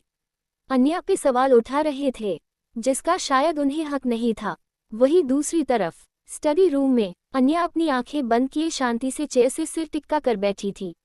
तभी उसका मोबाइल बजता है, जिसकी आवाज से अन्या अपनी आंखें खोल देती है। अन्या की आंखें इस वक्त लाल हो चुकी, जैसे अब उसके जज्बात भी उसके आंखों में सूख चुके हो। होठों पे ना मुस्कान थी न ही चेहरे वो रौनक। उससे देख तो ऐसा लग रहा था कि वो बरसों से सुकून की नींद न ली हो। अन्या जल्दी से अपना फोन उठाकर अपने कानों में लगती हुई एक शांत लेकिन कारक आवाज में पूछती है, क्या खबर है? उधर से आवाज आता है, मैम मैंने आपको डिटेल सारी मेल कर दी है, आप चेक कर ले। ये सुन अन्या अपना फोन साइड में जल्दी से रख अपना लैपटॉप में मेल ऑन करती है। वहाँ कुछ डॉक्यूमेंट और कुछ फोटो के साथ कुछ वीडियो थे। अन्या एक एक कर सारी डिटेल को अच्छे से चेक करती है। हर डिटेल में उसके आंखों हैरत और माथे में सीखन की रेखा आते जाते रहती है। पढ़ते पढ़ते उसकी नज़र एक डिटेल में थाम सी जाती है। वही दूसरी तरफ बेदी मेंशन, राजवेंद्र बेदी की खुशियों को जैसे अब ठिकाना नहीं था। वो इतने ज्यादा खुश थे कि आज वो अपनी जान तक देने को तैयार हो जाए खुशी खुशी। उन्हें अपनी खुशी से जायद चौहान कंपनी की हार, खासकर अन्या की हार की खुशी थी। वो खुशी से भर सिद्धार्थ को गले लगाए कहते हैं, सी बेटा तुमने तो मेरा दिल खुश कर दिया। आज मैं बहुत खुश हूँ। I am proud of you. Siddharth उसकी बात सुन छोटी सी मुस्कान में कहता है, अंकल मैंने कुछ नहीं किया, सारा कमाल आपकी बेटी का है। आप उससे शाबाशी दे। इतना बोल सीड थोड़ा पीछे हट गया तो राजेंद्र बेदी नीतिया के सिर पर हाथ रख कहते हैं, हाँ, मुझे अपनी बेटी पर तो शुरू से नाज है। मुझे पता है वो अपने पिता को कभी निराश नहीं कर सकती। आई प्राउड ऑफ यू बेटा। नीतिया अपने पिता के मुझसे अपनी तारीफ के बोल सुन खुशी खुशी उनके गले लग जाती थी। राजवेंद्र बेदी उससे गला तो लगा लेते हैं पर उनकी निगाहें अब तक सिद्धार्थ से हटी नहीं थी। वो सिद्धार्थ को देख मन ही मन कुटिल भरी मुस्कान लिए उससे देख रहे थे। उनकी जीत की तकदीर जो उन्हें सीड की शक्ल में दिखाई दे रहा था, वही जहां बेदी परिवार बहुत था तो वही सिद्धार्थ के मन उसी खुशी में नहीं लग रहा था। उसका मन कहीं न कहीं उदास था, जैसे उसका दिल किसके उदास होने पर उदास को। एपिसोड 257 रिड्रंच मीट अगेन सिड। हॉस्पिटल के एंट्रेंस गेट पे टीना, जो कि सुहाना की दोस्त थी, वो उससे अपने साथ खींचते हुए अंदर ले जा रही थी। सुहाना उससे रोकते हुए कहती है, यार टीना, मैं नहीं जा सकती। मैं प्रिंसेस से नजरें नहीं मिला सकती। मैं पहली बार अपने वादे को पूरा करने में नाकामयाब हूँ। क्या कहूँगी उस छोटी बच्ची को जब से मिलेगी। टीना उसकी बात सुनकर भी जैसे अनसुनी कर कहती है, सुहाना, ये बच्चों जैसी बातें और हरकतें करना बंद कर। तुझे जायक तो समझदार हमारी प्रिंसेस है, उससे उस खिलौने से जायक तो तुम्हारी परवाह है। कितनी बार मुझसे बड़ी अम्मा से पूछ चुकी है तुम्हारे बारे में। अब तो हमारे बहाने भी खत्म हो चुके हैं। चल उससे मिल ले आखिरी बार ही सही। ये सुन सुहाना हैरान परेशान हुए उसके सामने आगे खड़ी उससे रोक पूछती है, आखिरी बार से तुम्हारा क्या मतलब है? डॉक्टर ने तो कहा था कि प्रिंसेस ऑपरेशन ठीक हो जाएगी। तो फिर? सुहाना की निगाहों में परेशानी और फिक्र देख टीना उसका हाथ काश कर अपने हाथों में थाम काफी गंभीरता से कहती है, सुहाना देख, मेरी बात सुन। डॉक्टर ने जो कहा था वो पीछे रिपोर्ट्स के बेसिस पे कहा था, लेकिन जो कल रिपोर्ट्स आए हैं उसमें सिचुएशन थोड़ी सीरियस हो चुकी है। हमें जल्द से जल्द ऑपरेशन करना होगा। डॉक्टर ने आज की ही डेट दी है ऑपरेशन की। मैं तुझे बताना चाहती थी लेकिन तू इतनी बिजी और परेशान थी बाकी सबके लिए कि बता नहीं पाई। सॉरी। टीना की बात सुन सुहाना के पैरों से जैसे जमीन हो खिसक जाती है। वो अपने सिर पर हाथ रख सोचने लगती है, फिर सहमे हुए स्वर में पूछती है, क्या प्रिंसेस को पता है? टीना सुहाना की आंखों में देख हिचकते हुए हाँ में सिर हिला देती है। ये जान तो सुहाना के और भी ज्यादा होश उड़ जाते हैं। वो बेअकुल हुए जल्दी से वार्ड की ओर भागती है और जनरल वार्ड में आते हुए सबसे आखिरी बेड के पास जाती है। वहां बेड पर एक छोटी सी 6 साल की बच्ची लेटी हुई, उसके हाथों में काफी सारी सुई लगी हुई थी। सुहाना को आता देख उस बच्ची की आंखों में चमक आ जाती है। वो अपनी बाहें फैलाकर खुशी से भर कहती है, सुहाना दी। सुहाना झट से उस बच्ची को अपने सीने से लगा जाती है और कुछ कमजोर पड़ जाती है। सुहाना के आशवों का आभास होते ही वो बच्ची अपने क्यूट सी आवाज में पूछती है, सुहाना दी, आप रो रहे हो? सुहाना उस बच्ची की आवाज सुन जल्दी से खुद को संभले, उससे अलग हुए खुद को संभले कहती है, नहीं नहीं, मैं कहाँ रो रही हूँ प्रिंसेस। उस बच्ची का नाम प्रिंसेस था। वो बच्ची सुहाना के आंखों की देख अपने नन्हे हाथों को उसके गालों पर रख कहती है, सुहाना दी, आप झूठ बोल रहे हो। ये तो गलत बात है। आप क्या मुझसे गुस्सा हो? आप तो मुझसे मिलने भी नहीं आए। ये सुन सुहाना जल्दी से मुस्कुरा प्रिंसेस के माथे पर हाथ फेर कहती है, भला मैं अपने प्रिंसेस से कभी गुस्सा हो सकती ही? वो तो बस आपके दवाइयों के पैसा जमा करना था तो उसमें ही बिजी थी थोड़ी प्रिंसेस। सॉरी, मैं आपसे मिलने नहीं आ पाई। सुहाना की बातें सुन प्रिंसेस थोड़ी उदास हुए कहती है, सॉरी, आप क्यों बोल रही हो सुहाना दी? सॉरी तो मैं हूँ, आपको मेरी वजह से इतनी मेहनत करनी पड़ रही है। बड़ी अम्मा को, टीना दीदी को, सबको कितनी परेशानी हो रही है। ये सुन सुहाना जल्दी से उसके होठों पर अपना हाथ उससे आगे बोलने से मना कर देती है और थोड़ा डांटने वाले लहजे में कहती है, प्रिंसेस, आप ऐसा क्यों सोच रही हो? आप तो हमारे आश्रम की जान हो। आपकी वजह से हम में से किसको परेशानी नहीं होती। आप जल्दी से ठीक हो जाओ, फिर हम लोग साथ में मिलकर पार्टी करेंगे और आपका बर्थडे भी मानेगी जो लास्ट टाइम मिस रह गया था। ये सुन प्रिंसेस बहुत खुश हो जाती है और सुहाना उससे देख खुश हो जाती है। सुहाना की तो जैसे दुनिया थे वो आश्रम के बच्चे। सुहाना और टीना बचपन से अनाथ थे। सुहाना की दोस्ती टीना से अनाथ आश्रम में ही हुई थी। सुहाना ने जब से होश संभाला है तब से उस अनाथ आश्रम को ही अपना घर और वहां में रहने वाले बच्चों को अपना परिवार। सुहाना अपनी दुनिया में बहुत मुश्किल के बाद भी बेहद खुश थी, लेकिन एक दिन उसे उन्हीं के आश्रम में रहने वाले प्रिंसेस की हेल्थ कंडीशन पता चला और तब से उसकी लाइफ में ये उतार चढ़ाव आने लगे। प्रिंसेस उस आश्रम की सबसे छोटी बच्ची थी और सबसे जायद लिदाली सुहाना की, खासकर क्योंकि सुहाना ने उससे एक कूड़े के ढेर से जो उठाया था उस बच्ची को देख सुहाना को जैसे वो खुद में नजर आई थी।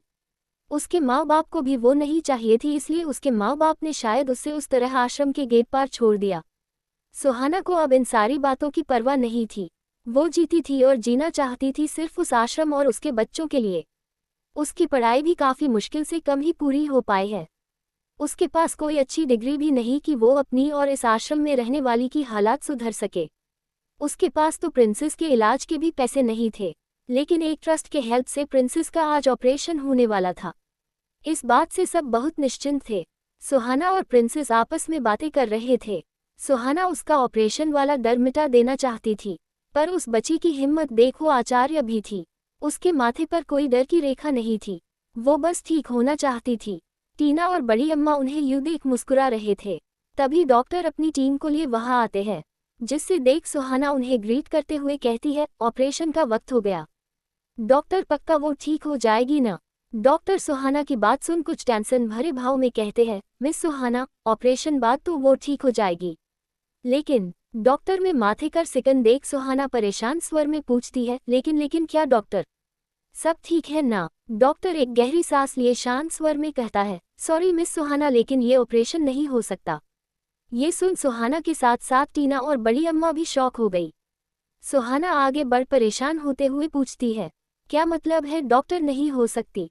आपने कहा था सब फाइनल था, तो ऑपरेशन करने में क्या प्रॉब्लम है? सुहाना अपनी बात कहते हुए थोड़े पैनिक में आ जाती है, तो टीना उससे संभलती हुई थोड़े पीछे करती है। डॉक्टर उनकी ओर देख काफी शांत स्वर में कहते हैं, देखिए मिस सुहाना, ये ऑपरेशन हमारे हाथ में नहीं है। हॉस्पिटल ने जिस ट्रस्ट के तहत इस ऑपरेशन को करने का फैसला किया था, वो ट्रस्ट अपने फंड कैंसिल कर चुका है, जिसके बाद हम ये ऑपरेशन बिना पैसों के नहीं कर सकते हैं। अगर आप 10 लाख का इंतजार कर भी ले तो शायद ऑपरेशन का डेट आपको 2-3 दिन बाद मिल भी जाए, वरना सॉरी। डॉक्टर की बात सुन सुहाना और बाकी सबके पाँव से जमीन खिसक जाती है। 10 लाख तो वो लोग खुद को भी बेचकर कभी किसी कीमत में जमा नहीं कर पाएंगे, जिसका मतलब है कि वो लोग अपनी किस्मत के आगे कभी नहीं हार पाए, लेकिन पैसों और पैसों वालों के आगे जरूर हार गए थे। किसको समझ नहीं आ रहा था कि ये अचानक कैसे हो गया। प्रिंसेस भी ये सारी बातें सुन उदास हो गई थी, जो देख सुहाना थोड़े गुस्से में आ गई। आखिर ये लोग ऐसा कैसे कर सकते हैं? ये सोच सुहाना वहां से निकल गई और अपना फ़ोन निकल उस ट्रस्ट के बारे में पता करने लगी, क्योंकि अब उसके पास यही एक आखिरी उम्मीद थी। तभी उसकी नज़र उस ट्रस्ट के होल्डर के नेम पे जाता है, जहां बड़े बड़े अक्षरों में लेक दामिनी गोयल लिखा था, जिनकी मौत के बाद उनकी फैमिली सी ट्रस्ट की ओनर थी। Thought Meena Goyal's. Recent holder का नाम नहीं था, लेकिन इतनी खबर थी कि ये गोयल फैमिली में से कोई है। सुहाना यही सारी बातें इंटरनेट पर सर्च करते हुए चल रही थी कि तभी उसकी नज़र उसी डॉक्टर पे जाती है, जो कुछ देर पहले उससे इस बात की इन्फॉर्मेशन दी थी। सुहाना ये देख उस डॉक्टर ने एक बार और बात करने का सोचती है और उनकी तरफ बढ़ती है कि 10 पहले ही सामने देख उसके कदम रुक से जाते हैं।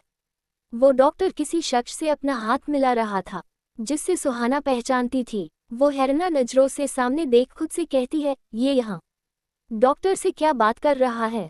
सुहाना अपने कदम धीरे से और आगे बढ़ती है तो उसके कानों में कुछ शब्द जाते हैं। डॉक्टर उस शख्स से हाथ मिलाए काफी जेंटल हुए कहते हैं, डोंट वरी मिस्टर गोयल, जैसा आपने कहा था वैसे ही होगा। वो शख्स और कोई नहीं अभय था। अभय उनकी बात सुन सीरियस अंदाज में कहता है, और हाँ याद रहे, इस बारे में किसको पता नहीं चलना चाहिए। ये सुन डॉक्टर अभय को आशुर करते हैं। अभय डॉक्टर से मिल वहां से निकल जाता है, तो वही कुछ दूर खड़ी सुहाना आधे अधूरे बातें सुन वही भूत सी खड़ी रह जाती है। उसके जेहन में दो शब्द चल रहे थे, पहले डॉक्टर के, दूसरा अभय के। वो अपने मन में दोहराती हुई कहती है, कोयल, ये है वो जिसने मेरी प्रिंसेस के ऑपरेशन को कैंसिल कर दिया। ये सब सोचते ही सुहानी को काफी गुस्सा आ रहा था। वो अपने दांतों को पिसते हुए कहती है, पहले वो डॉल, उसके बाद ये ऑपरेशन। इस मिस्टर अमीरजादे को मैं छोड़ूंगी नहीं। समझता क्या है अपने आप को? हर बार मेरी लाइफ की खुशियां छीनने नहीं दूंगी इससे। इतना बोल सुहाना तेज कदमों से उस ओर जाने लगती है जहां अभय अभी अभी निकला था। वही दूसरी तरफ सीत का मन आज किसी भी कामों में लग नहीं रहा था। उससे खुद के अंदर बार बार जैसे कुछ खालीपन जैसा महसूस हो रहा था, जिसकी वजह से वो बिना किसी को बताए कार लेकर निकल गया था। सड़कों पे काफी वक्त यूं ही कार दौड़ाते हुए अचानक ही सीत की नज़र एक बहुत बड़ी आइसक्रीम शॉप पे जाती है। न जाने क्यों सीड बिना कुछ सोचे अपनी कार उस शॉप के बाहर रोक देता है और खुद अकेला ही उस शॉप के अंदर चला जाता है। वहाँ काउंटर पर आइसक्रीम के इतने सारे फ्लेवर को देख सीड का तो दिमाग ही कंफ्यूज हो जाता है। वो अपने मन में सोचता है, आइस के भी इतने फ्लेवर आ गए हैं और साथ ही अलग अलग टाइप के भी, मुझे तो पता ही नहीं था। अब मैं क्या लूँ? इतना सोचते हुए सीड अपनी सासा नज़रों से एक नज़र मेनू को देख रहा था कि तभी उसकी नज़र एक नाम पे टिक गई और साथ ही उसकी आंखों में थोड़ी चमक सी आ गई। वो अपना ऑर्डर प्लेस करते हुए कहता है, I want Ben and Jerry Belgium chocolate ice cream layer of crumble and brownie. ये ऑर्डर सुन वो स्टाफ एक नज़र सीड को देखता है, फिर मुस्कुरा कर हाँ में सिर हिलाते हुए उससे 2 पालों में आइसक्रीम देते हुए कहता है, यू आर लकी सर, हमारे पास ये लास्ट ही पीस था, एन्जॉय। सीड उसकी बात सुन बिल पे कर मुस्कुरा देता है और आइसक्रीम की ट्री लिए वो साइड वाले चेयर पे जा बैठता है। सीड के जानने के बाद उस शॉप का ओनर आता है और उस स्टाफ से उस आइसक्रीम के बारे में पूछता है और उसके ये कहने पर वो बिक चुका है। ये सुन वो ओनर उस पर गुस्सा करते हुए कहता है, बिक गया कैसे? तुमने वो ऑर्डर कैसे किसी को दे दिया? तुम्हें नहीं पता ये एक स्पेशल ऑर्डर है जो हमारे स्पेशल क्लाइंट ले लिए होता है और तुमने सेल कर दिया। अब मैं क्या करगा? वो क्लाइंट तो आता ही होगा, अगर उन्हें उनकी आइसक्रीम नहीं मिली तो तुम्हें पता है क्या होगा? ओनर स्टाफ को काफ़ी बुरी तरह डांट रहा था। तभी दूसरा स्टाफ आते हुए उन्हें बताता है कि वो स्टाफ नया है और आज ही ज्वाइन हुआ था, जिसकी वजह से उससे खबर नहीं थी।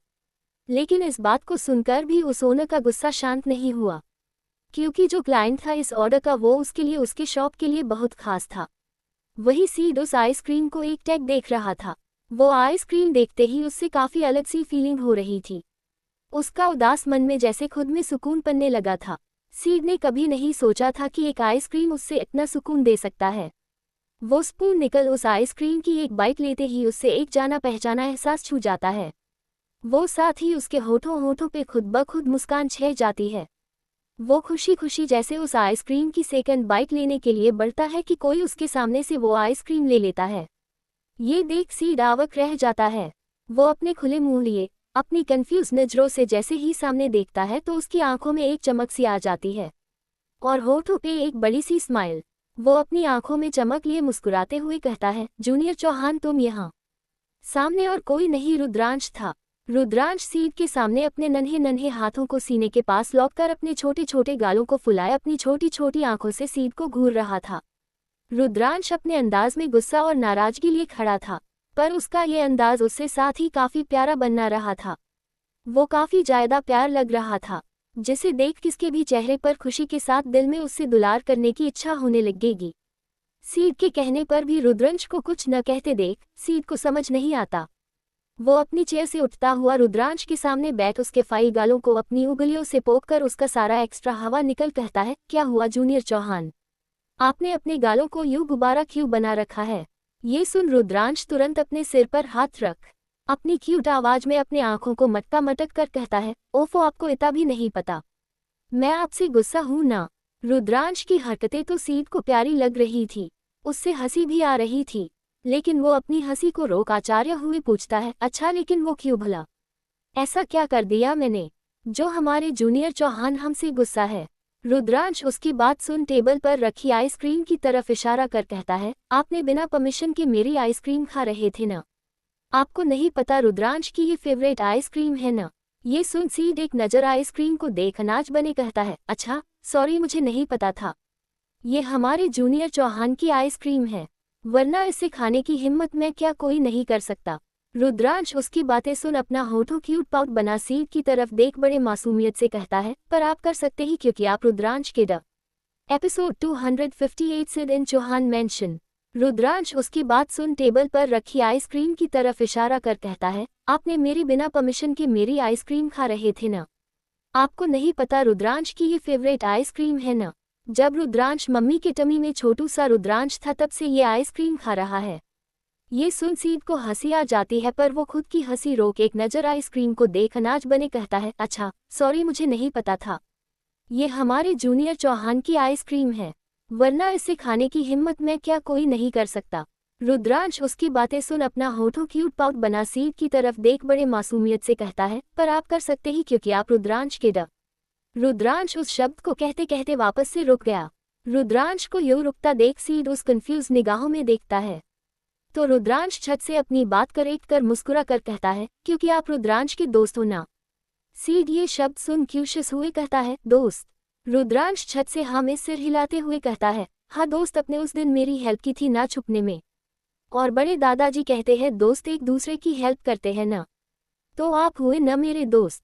रुद्रांश की मासूम एक्सप्लेनेशन सुन सीड मुस्कुरा देता है और उससे अपनी गोद में उठा कहता है, अच्छा तो अगर हम दोस्त हुए तो हम दोनों ये आइसक्रीम मिलकर खा सकते हैं ना, क्योंकि दोस्ती में तो शेयरिंग भी होता है। रुद्रांश ये सुन कुछ सोचता हुआ अपने सिर पर अपने उंगलियों से टैप करता है, फिर झट से खुश होता हुआ हाँ में सिर हिला देता है। सीड ये देख आइसक्रीम स्पून में लिए उसकी तरह बढ़ा देता है और रुद्रांश को खिला देता है। रुद्रांश खुशी खुशी खा लेता है और सीड को भी अपनी नन्हे नन्हे हाथों से खिला देता है। फिर दोनों मस्ती करते हुए उस आइसक्रीम को साथ में एंजॉय करते हैं। रुद्रांश तो सीड के एक्स में अपने डैडी को समझ बहुत खुश हो रहा था। उससे सीड के पास बहुत अच्छा फील होता था। उसकी गोद में बैठ उसके बाहों में लिप्ट उसके सीने से लग रुद्रांश को बहुत सेफ और सिक्योर फील होता था, जैसे एक नन्हे से बच्चे की अपने पिता के बाहों में होता था। रुद्रांश तो काफी खुश होता है, तो वही सीड जिसका मन कुछ पल पहले खाली खाली सुना सुना लग रहा था, वो रुद्रांश के साथ वक्त बिता फिर से भर उठा था। उसके मन को बेहद सुकून मिल रहा था। वो दोनों अपनी आइसक्रीम फिनिश कर देते हैं। सीड टिसू से रुद्रांश का मुंह साफ कर पूछता है, वैसे जूनियर चौहान आप यहाँ कैसे आए? आपके साथ कोई दिखाई क्यों नहीं दे रहा है? क्या आप अकेले हो? ये सुन रुद्रांश अपने होठों को आसपास में जोड़ बड़े क्यूट एक्सप्रेशन लिए सीड के पीछे देखता है, जहां एक टेबल के पास सारा और रॉक्सी बैठे उन्हें ही देख रहे थे। सारा और रॉक्सी भी सीड की शक्ल देख काफी हैरान थे। उन्हें भी कुछ समझ नहीं आ रहा था, पर साथ ही वो दोनों रुद्रांश को सीड के साथ हंसते खेले वक्त बिताते देख काफी अच्छा लग रहा था। उन्हें देख कोई नहीं कह सकता वो दोनों एक दूसरे से अनजान हैं या कोई रिश्ता न हो। दोनों बाप बेटे लग रहे थे। रुद्रांश को चुप देख सीड परेशान होता हुआ पूछता है, क्या हुआ? क्या आप दोबारा भागकर सबसे यह आ गए हो, जिसकी खबर आपके मम्मी पापा को नहीं है? ये सुन रुद्रांश बड़े मासूम सी शक्ल बना नीचे देख अपने उंगलियों से खेलने लगता है। सीड का मन तो रुद्रांश का चेहरा देख ही हर बार पिघल सा जाता है। उसका मन उससे काफी दांतने को होता ही नहीं। उसका ये मासूम सी शक्ल देख सीड बड़े प्यार से उसके गालों को अपने हाथों में लिए उसका फेस उठाकर कहता है, जूनियर चौहान ये गलत बात है। आपको ऐसे भाग दौड़कर इधर उधर नहीं आना जनान चाहिए न। आपको अगर कुछ हो जाता तो देखो अब आप खो गए न। आपके मम्मी पापा आपके लिए परेशान हो रहे होंगे न। ये सुन रुद्रांश अपना मुंह बनाकर मन में कहता है, ओह डैडी भी कितने बेवकूफ़ भरी बातें कर रहे हैं। मैं भला उनके पास होते हुए कैसे खो सकता? मैं तो डैडी के साथ हूँ।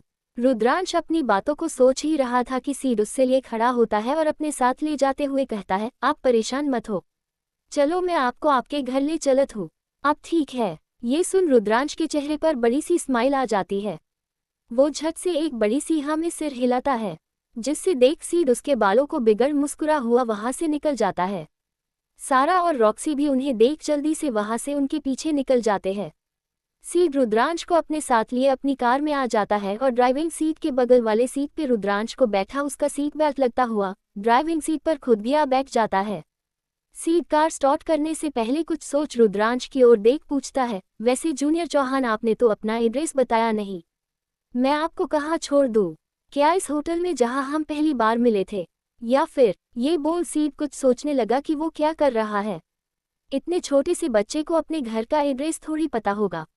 वो यही सोचता ही है कि रुद्रांश अपनी छोटी छोटी आंखों को और भी छोटी कर मुंह बनाकर खुद में सोचता है, ये डैडी सच में बुद्धू है या मुझे बुद्धू बना रहे हैं।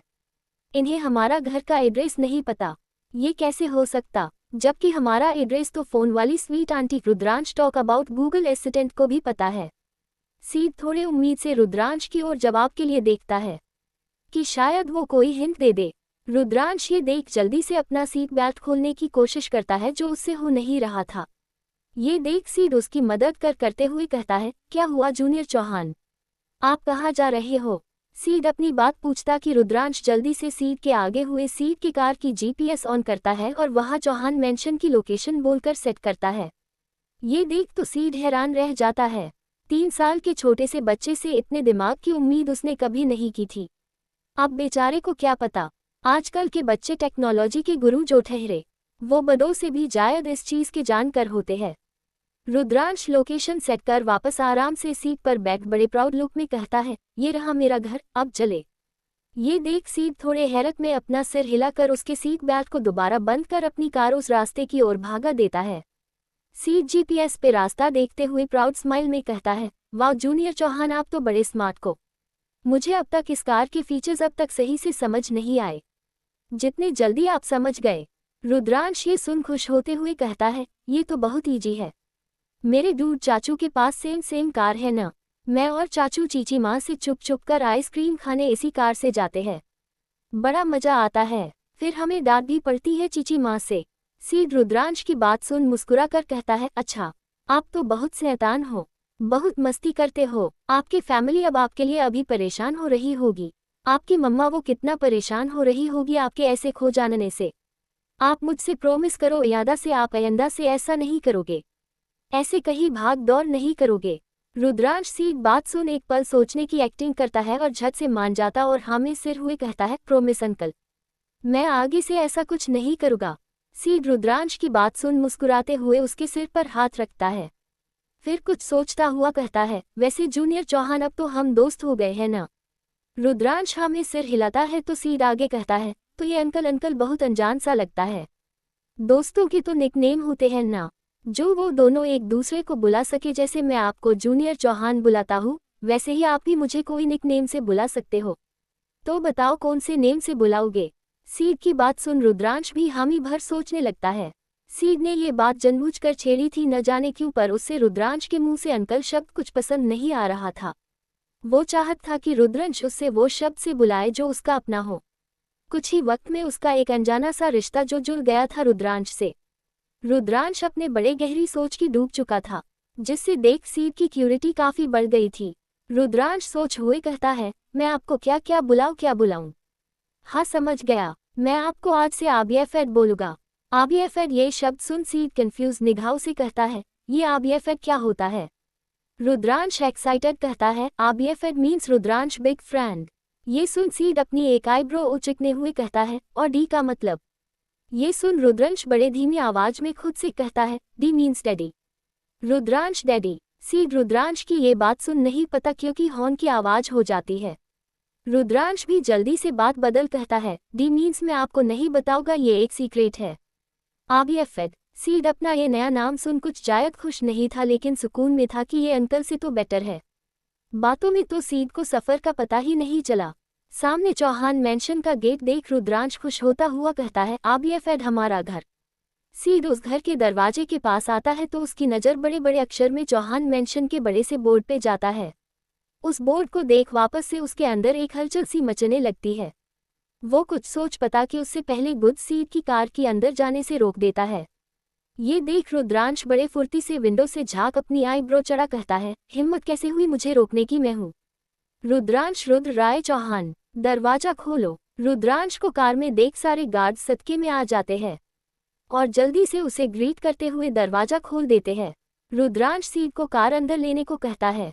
रुद्रांश की हरकतें एक पल सीड को हैरान करती थी तो अलग पल मुस्कुराने पे मजबूर। सीड कार घर के आगे रोक दरवाजा से बाहर आता है और उस घर को नजर देख खुद से कहता है, ये है चौहान मैंशन। सीड आगे कुछ महसूस पता कि रुद्रांश खुद ही कार से निकल जल्दी से सीड का हाथ पकड़े उससे अंदर अपने साथ खींचते हुए कहता है, आबियाफेड चलो अंदर चलो, रुद्रांश आज आपको अपने बड़े दादू से मिलाएगा। ये बोलते हुए रुद्रांश सीड को लिए घर के अंदर पहुंच जाता है। सामने हॉल में ही दिग्विजय जी अपना पेपर पढ़ रहे थे। रुद्रांश वहां उन्हें देख भागते हुए उनके पास जाता हुआ कहता है, बड़े दादू। बड़े दादू। रुद्रांश की आवाज सुन दिग्विजय जी के चेहरे पर एक बहुत बड़ी सी स्माइल खिल गई। वो अपना पेपर साइड कर देखते हैं तो रुद्रांश उनके सामने खड़ा था।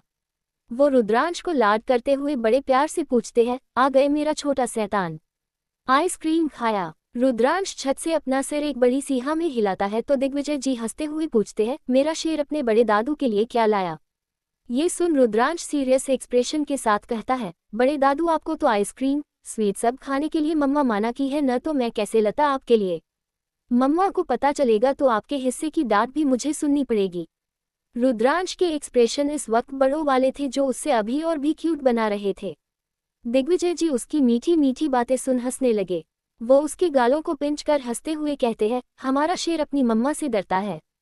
ये सुन रुद्रांश हाँ में सिर हिलाते हुए कहता है, बड़े दादू आपकी तो डरते हो, इसलिए तो मम्मा से छुपकर उस दिन स्वीट खा रहे थे और पकड़े जाने पर इल्जाम मुन्ना पे लगा दिया था। मुझे सब पता है। ये सुन दिग्विजय जी उससे ताकते रह जाते हैं। रुद्रांश फिर उनका हाथ पकड़ कहता है, बड़े दादू देखो ना मैं किसे लाया हूँ अपने साथ। इतना बोल रुद्रांश दिग्विजय जी का ध्यान सीट पर ले जा पाता कि उससे पहले ही वहां चाय की ट्रे गिरने की काफी जोर से आवाज आती है, जिससे सबका ध्यान उस ओर चला जाता है। वहां किचन से दिग्विजय जी के फरमाइश पे अपने हाथ चाय बना कर लिए आ रहे थे कि आकाश जी के हाथों से कप और ट्रे साथ ही छुट नीचे गिर गया। उनकी निगाहें सामने खड़े सीट से जा मिली तो जैसे आकाश जी की सांसें थम गई हो। वो सामने देख जितना हैरान थे उतना ही सदमे में थे। उससे तो समझ ही नहीं आ रहा था कि वो कैसे रिएक्ट करे। जिसके न होने की उम्मीद भी नहीं थी, आज उससे सामने देख आकाश जी जैसे उस लम्हे में थाम चुके थे। जज्बातों का भवंदर उसके दिल में था, वो शब्दों में बयां होना मुश्किल लग रहा था। उसके होठों ने तो उस शब्द, उस नाम, उस पहचान को लेने भी जैसे डर रहा हो। अगर ये सपना हुआ तो? आकाश जी नजरों में ऐसी भावना देख दिग्विजय जी भी असमंजस में सामने देखते हैं तो बस देखते ही रह जाते हैं। उन्हें भी अपनी बूढ़ी आंखों में जैसे यकीन कर पाना भी मुश्किल सा हो रहा था। वो अपना छड़ी को मजबूती से पकड़ खड़े होते हैं और जैसे ही 2 कदम आगे चढ़ते हैं उसकी चारी ने उसका जैसे साथ छोड़ दिया। उसके कदमों ने भी कुछ ऐसा ही मुख मोड़ा कि वो लारखा गए, जिससे वक्त रहते ही सीध ने संभाल दिया। सीध का संभालना था कि दिग्विजय जी के साबर का बांध टूट गया। वो फफक कर सीध के सीने से लग अपनी लुढ़कती जबान से कह पड़ते हैं, मेरा रुद्र तुम वापस आ गए, मेरी पोता वापस आ गया, मेरा सहारा, मेरा पोता जिंदा है, मेरा रुद्र। दिग्विजय जी अपने जज्बातों को आज जैसे काबू नहीं रख पाए। एपिसोड 259 रुडैया सिद्धार्थ। दिग्विजय जी सीध के सीने से लग अपने जज्बात, अपने इमोशन सब बयां कर रहे थे। आकाश जी भी धीमे कदमों से चलकर उनके पास आते हैं। उन्हें तो अब तक बिलीव नहीं हो रहा था कि वो हकीकत में जी रहे हैं ये पल, या उनका ये एक ख्वाब है। ऐसा ख्वाब जो उसके जीवन के कि शायद एक ख्वाहिश में हो। वो धीरे से अपना हाथ बढ़ा सीध के चेहरे को होले से छूते हैं। उस जुबान का एहसास था कि आंखों ने भी अब अपना आपा जैसे खो दिया। वो अपने भीगी पल के लिए अपने रुंधे गले के साथ काफी मुश्किल से कहते हैं, रुद्र मेरे बेटे। वो चंद शब्द ही उनके जज्बातों को काफी था। दिग्विजय जी तो आज जैसे एक छोटे से बच्चे हो गए हो। वो सीध के सीने से लिपटे सब यही राग लिए बैठे थे, मेरा रुद्र, मेरा पोता वापस आ गया, मेरा पोता वापस आ गया। इन सारे जज्बातों के बीच घिरे सीध जैसे सुनसा हो गया था। उसके होठों पे ना अल्फाज थे न कुछ कहने की हिम्मत, थे तो बस माथे पर कई सवालों की रेखा, जिसके जवाब से वो अनजान बस उन्हें समझने की कोशिश कर रहा था। दिग्विजय जी का यूं लिप्ट लिप्ट कर रोना, आकाश जी के जज्बातों में बंधे आंसुओं को देखना, सब उसके अंदर कुछ अजीब से हलचल सी पैदा कर रहा था। वो बड़े मुश्किल से कुछ सोच अपना हाथ उठा दिग्विजय जी को संभलता है। दिग्विजय जी सीध के चेहरे पर अपना हाथ फेरते हुए अपनी जज्बातों से घिरे शब्दों में आंसुओं की बौछार लिए कहते हैं, रुद्र मेरा पोता, तुम वापस आ गए हैं। हमने तुझे कितना याद किया, कितना कुछ बिखर गया था, अब तुम वापस आ गए हो। देखना सब अच्छा हो जाएगा, सब ठीक हो जाएगा। सीध उनकी बातों को सुन कुछ कह पता कि झट से कोई आकर काश कर उसके सीने से लग कहता है, भाई। ये और कोई नहीं रेहान था। नीचे से आते शोर के बीच एक नौकर ने रेहान और साची को रुद्र के आने की खबर थी। उस नौकर का इतना कहना था कि रेहान की जैसे हैरानी का ठिकाना न होना। उससे तो इस बात का बिलीव तक नहीं हो रहा था, लेकिन जब उनसे सीढ़ियों से नीचे आते हुए सीध को देखा था तो 2 पल जैसे शौक रह गया। दिग्विजय जी और आकाश जी के जैसा हाल उसका भी था। वो तो झट से बिना कुछ कहे सीध के सीने से लग गया। आखिर 3 साल उसने इस पल को मिस किया था, जब वो रुद्र के सीने से लग अपने आप को एक छोटे बच्चे जैसा महफूज महसूस करता था। अपने पिता से ज्यादा वो रुद्र से इस जज्बातों में जुड़ा था। रेहान तो रुद्र के जाने से टूट गया था, उसमें तो जैसे खुद को संभलने की हिम्मत नहीं थी। वो शायद जीता था रुद्रांश देख के ही, क्योंकि वो भाई की आखिरी निशानी थी। वो चाहता था कि वो तरह से वो फराज निभा पाए जो उसके भाई ने उसके जीवन में एक भाई में पिता बन निभाया था। आज दोबारा रुद्र को पाकर रेहान शायद अपने जज्बात शब्दों में क्या अपने इमोशन भी बयां नहीं कर पा सकता था। साची भी सीढ़ियों के पास खड़ी काफी हैरान थी। ताबिश भी सारे शोर के बीच वहां जा खड़ा हुआ था। उसका भी हाल कुछ ऐसा था। वो तुरंत ही अभय और शौर्य को मैसेज कर चुका था। रेहान सीड से अलग हुए अपने आंसू रोक उसके तरफ देख मुस्कुरा कर कहता है, भाई। सीड इतने सारे इमोशन को जीकर काफी ज्यादा कंफ्यूज हो चुका था। उसके दिल दिमाग में हलचल सी होने लगी थी। वो अपने कदम पीछे खींच अनजान नजरें लिए कहता हूँ, सॉरी बट मैं तुम्हारा भाई नहीं हूँ। ये सुन रेहान उचकते हुए अपने एक कदम आगे बढ़ा कहता है, भाई ये क्या कह रहे हो? मैं रेहान, आप मुझे भूल नहीं सकते। भाई। रेहान अपने कदम लेता है तो सीड वापस से अपने कदम वापस खींच सब की तरफ देख अनजान नजरों से देख कहता है, सॉरी बट मैं आप सब में किसी को नहीं जानता। और ये रुद्र कौन है? मैं तो यहाँ सब रुद्रांश को छोड़ने आया था। वो आइसक्रीम शॉप में खो गया था, इसलिए मैं उससे घर छोड़ने आया था। सीड अपनी बात जल्दी से एक्सप्लेन करते हुए रुद्रांश की तरफ देखता है जो अभी भी सबकी नासमझी में देख रहा था। बेचारे उस छोटे से बच्चे को इस वक्त की सिचुएशन समझ नहीं आ रही थी। वो सब एक नज़र सबके चेहरे को देख रहा था। सीड रुद्रांश को देख उससे बोलने को कहता है तो रुद्रांश छत से हाँ में सिर हिलाए कहता है, हाँ दादू आप ये फिर सही कह रहे हैं। ये मेरे फ्रेंड है, मैं ही इन्हें यहाँ लाया हूँ। रुद्रांश की बातें सुन और सीड का अनजान बिहेव देख सब हैरान रह जाते हैं। ये सुन साची जल्दी से रुद्रांश के पास आकर घुटनों के बल बैठ पूछती है, अंश बेटा आप इन्हें जानते हो ना? ये तो। रुद्रांश साची की बात सुन जल्दी से हाँ में सिर हिला देता है। अंश आगे कुछ कहता कि दिग्विजय जी आगे बढ़ सीड के कंधे पार हाथ रखे कहते हैं, नहीं मुझे पता है तुम मेरे रुद्र को। मेरा पोता। सीड उनके आंखों की तड़प देख उनसे कुछ कह नहीं पा रहा था। वो बड़े मुश्किल से कहता है, सॉरी मिस्टर चौहान बट मैं आपका पोता रुद्र नहीं हूँ। ये सुन दिग्विजय जी के कदम थोड़े लारखा जाते हैं, जिससे रेहान और आकाश जी संभालते हैं। सीड परेशान नजरों से कहता है, मेरा नाम सिद्धार्थ रहेजा है, मैं आपका रुद्र नहीं हूँ। ये सुन सब हैरान हो जाते हैं और चुप भी, लेकिन दिग्विजय जी जैसे कुछ माने और समझने को तैयार नहीं थे। वो बार बार एक ही रट लगाए हुए थे कि वो उनका रुद्र है। सीड इस बात को किए काफी परेशान था।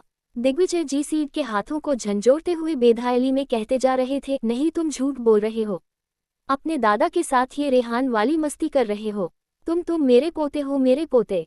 मुझे पता है। दिग्विजय जी हालत देख सब काफी जायक परेशान हो चुके थे, जिसके बस में आज दिग्विजय जी संभले नहीं जा रहे थे। उन्हें बेकाबू देख सब उसके हेल्थ को लिए परेशान होने लगे। सब उन्हें संभलने की कोशिश कर रहे थे। वही सीड अपनी सफाई देते हुए बार बार कह रहा था कि वो रुद्र नहीं है, वो सिद्धार्थ है। तभी हॉल में एक आवाज गूंजती है, क्या हो रहा है यहाँ? उस आवाज वो सुन सबका ध्यान दरवाजे पे जाता है, जहाँ अन्या हन्ना परेशान नजरों से सबकी ओर देख रही थी। अन्या में जस्ट पीछे जियान और जैन भी इस नजरे को देख रहे थे। अन्या चलकर अंदर आती है तो दिग्विजय जी की हालत देख उनके पास आते हुए फिक्र से कहती है, दादाजी क्या हुआ आपको? आप ठीक है ना? दिग्विजय जी अन्या को देख अपने घबराए भाव एक खुशी लिए सीड की तरफ इशारा कर कहते हैं, अन्या अन्या देखो कौन आया है, हमारा रुद्र, वो लौट आया है। अन्या उनकी बात सुन एक नज़र सीड को देखती है। उससे जरा भी देर नहीं लगी सिचुएशन समझने में। जिस बात का डर उससे था उससे अब फेस करने का वक्त जो आ गया था। अन्या ने तो जैसे तैसे खुद को संभाल लिया था, लेकिन वो इतने सारे नजरों को संभालना उसके लिए आसान नहीं होने वाला था। अन्या दिग्विजय जी बात को सुन उन्हें संभलते हुए उन्हें बैठने को कहती है और पानी का ग्लास दिया उन्हें रिलैक्स होने को कहती है। रेहान जल्दी से सीड की तरफ उंगलियों के इशारे से कहता है, भाभी देखो भाई हमें पहचान नहीं रहे हैं। वो बोल रहे हैं कि वो मेरे भाई नहीं है, वो रुद्र नहीं है बल्कि और है। भाभी कुछ बोलो ना, आप चुप क्यों हो, बोलो ना। रेहान के सवाल यह मौजूद सारे शख्स की आंखों में था, जिसका जवाब अब अन्या से सब एक्सपेक्ट कर रहे थे। अन्या एक नज़र सबकी और देखते हुए साची को रुद्रांश को अंदर ले जाने का इशारा करती है, क्योंकि इस सारे सिचुएशन का उस छोटे से बच्चे के लिए मुश्किल था।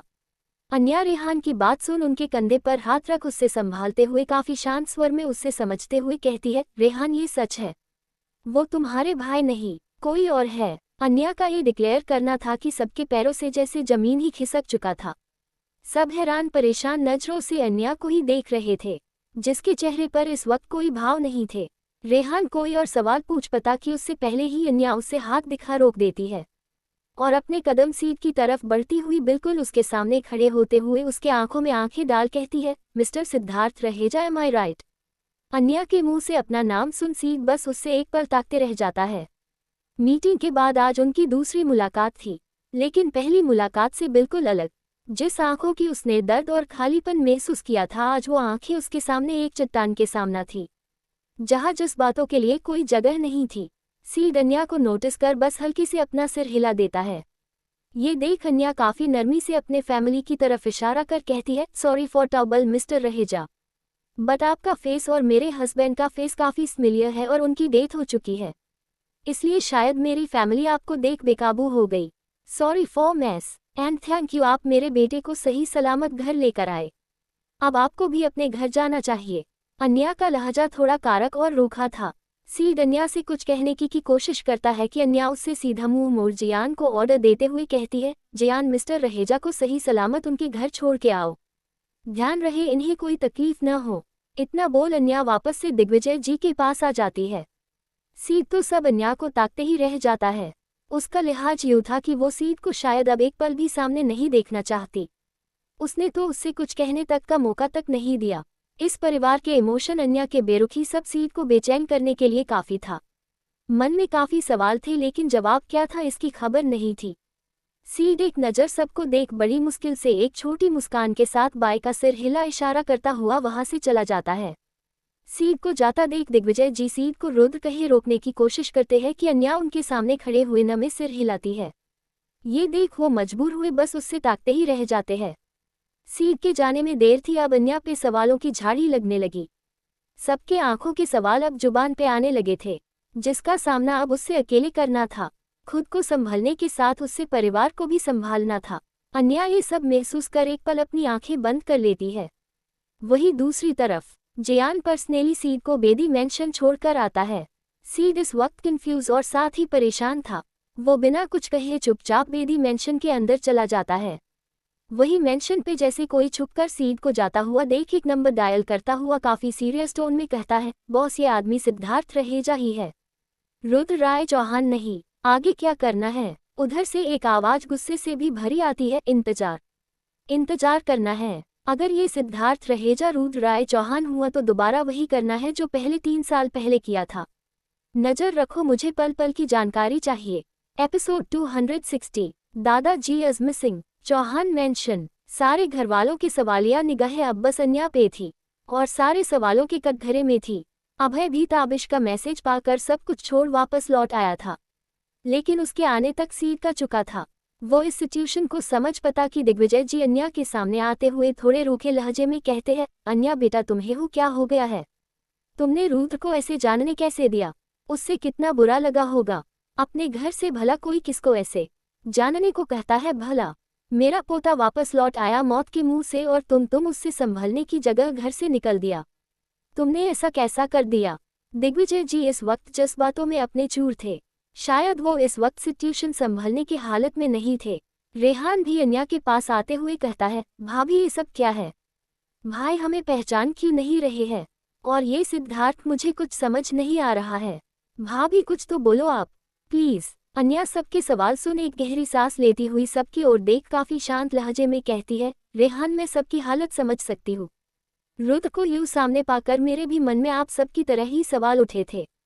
मेरा दिल यूं ही बेचैन था, लेकिन सच्चाई हमारे चाहने से बदल नहीं सकती थी ना।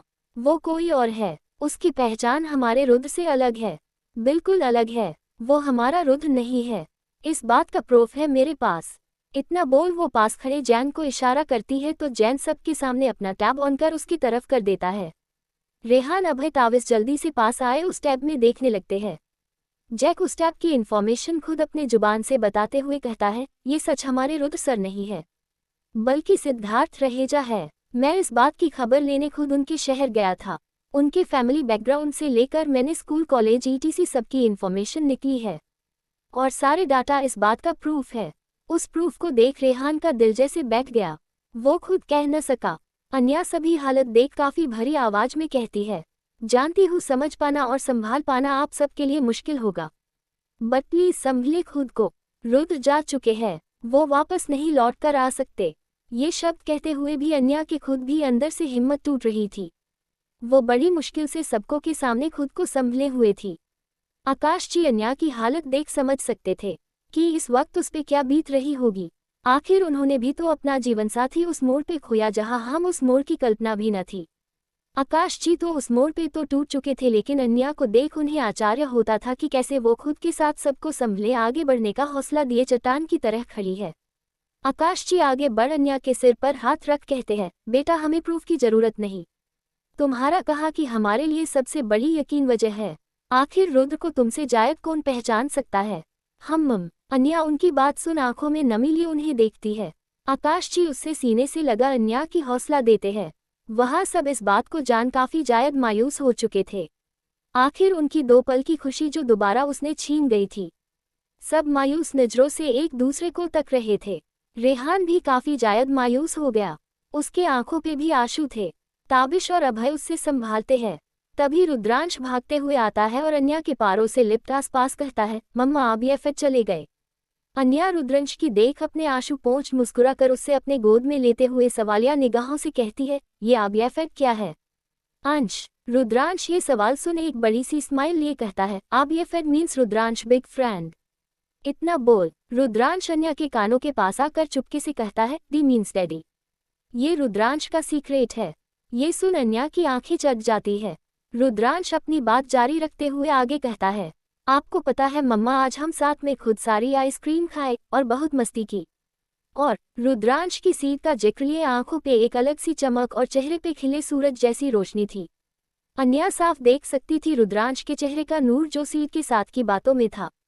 अन्या ये भी समझ गई थी रुद्रांश सीट को ही अपना डैडी समझ रहा है, इसलिए वो इतने जायद खुश है।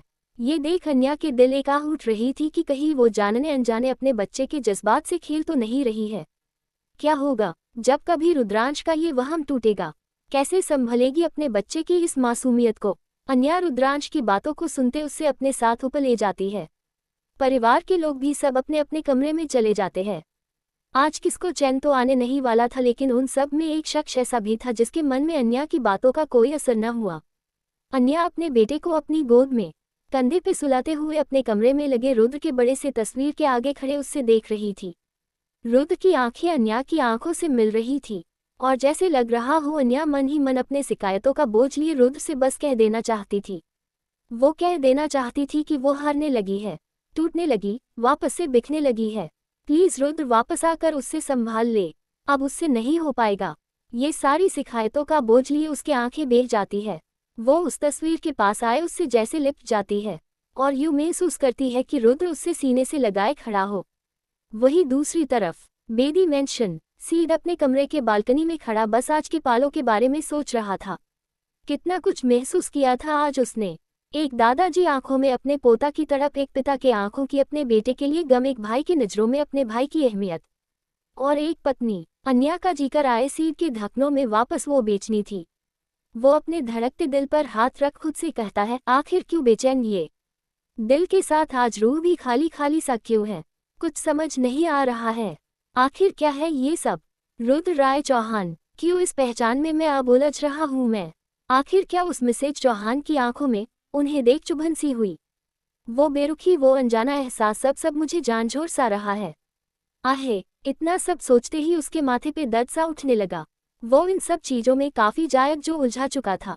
वो अपना सिर पकड़े बैठा था कि तभी नीतियां कमरे में आते हुए उससे यूं देख फिक्र से पूछती है, सिद्धार्थ क्या हुआ तुमसे? तुम ठीक हो? सिद्धार्थ बिना कुछ कहे बस अपने सिर को पकड़ रहता है। ये देख नीतियां जल्दी से डॉक्टर को फोन करती है और उससे डॉक्टर से बात करवा कर वो दावा दिए उससे सुला देती है। नीतियां कमरे से बाहर आने के बाद अपनी मुट्ठी खोलती है जिसमें सिद्धार्थ की कार की चाबी था जो चौहान मेंशन के एक ड्राइवर यहाँ छोड़ गया था। नीतिया को इस बात की खबर होते ही कि सिद्धार्थ चौहान मेंशन गया था वो पैनिक में आ जाती है। वो सीध से इस बारे में बात करना चाहती थी लेकिन उसकी हालत बिगड़े देख वो कोई सवाल नहीं कर पाई। लेकिन उसकी परेशानी अब तक शांत नहीं हुई थी। वो तेज कदमों अपने डैड के रूम में जाती है। वही दूसरी सुबह चौहान मेंशन, साची हाथों में चाय का कप लिए सारे नौकर को एक एक रोक उससे पूछ रही थी, सुनो तुमने दादाजी को देखा? सारे नौकर बस नामे सिर हिला देते थे। पूरे घर में ढूंढते ढूंढते अब साची बाहर आ चुकी थी। बुध से भी पूछने पर जब साची को दादा की कोई खबर नहीं मिली तो वो काफी जायद परेशान हो गई, क्योंकि दिग्विजय जी ऐसा कभी गैर जिम्मेदार वाली हरकत कभी नहीं करते थे और आज सुबह से उनका यूं न मिलना एक अनहोनी के संकेत थे। ये सब देख साची जल्दी से अन्या को फोन मिलती है लेकिन उसका भी फोन नहीं लगता है। आज अन्या और रेहान दोनों की साथ में शहर से थोड़ी मीटिंग थी, इसलिए वो दोनों तो सुबह सुबह निकल चुके थे और आकाश जी भी आज अपने आश्रम के काम लिए बाहर गए थे। साची सबको कॉल कर कर दिग्विजय जी खबर करने में थी, लेकिन किसको कोई खबर नहीं थी। साची इस बात से काफी जायक परेशान हो गई। आखिर दिग्विजय जी गए तो गए कहाँ।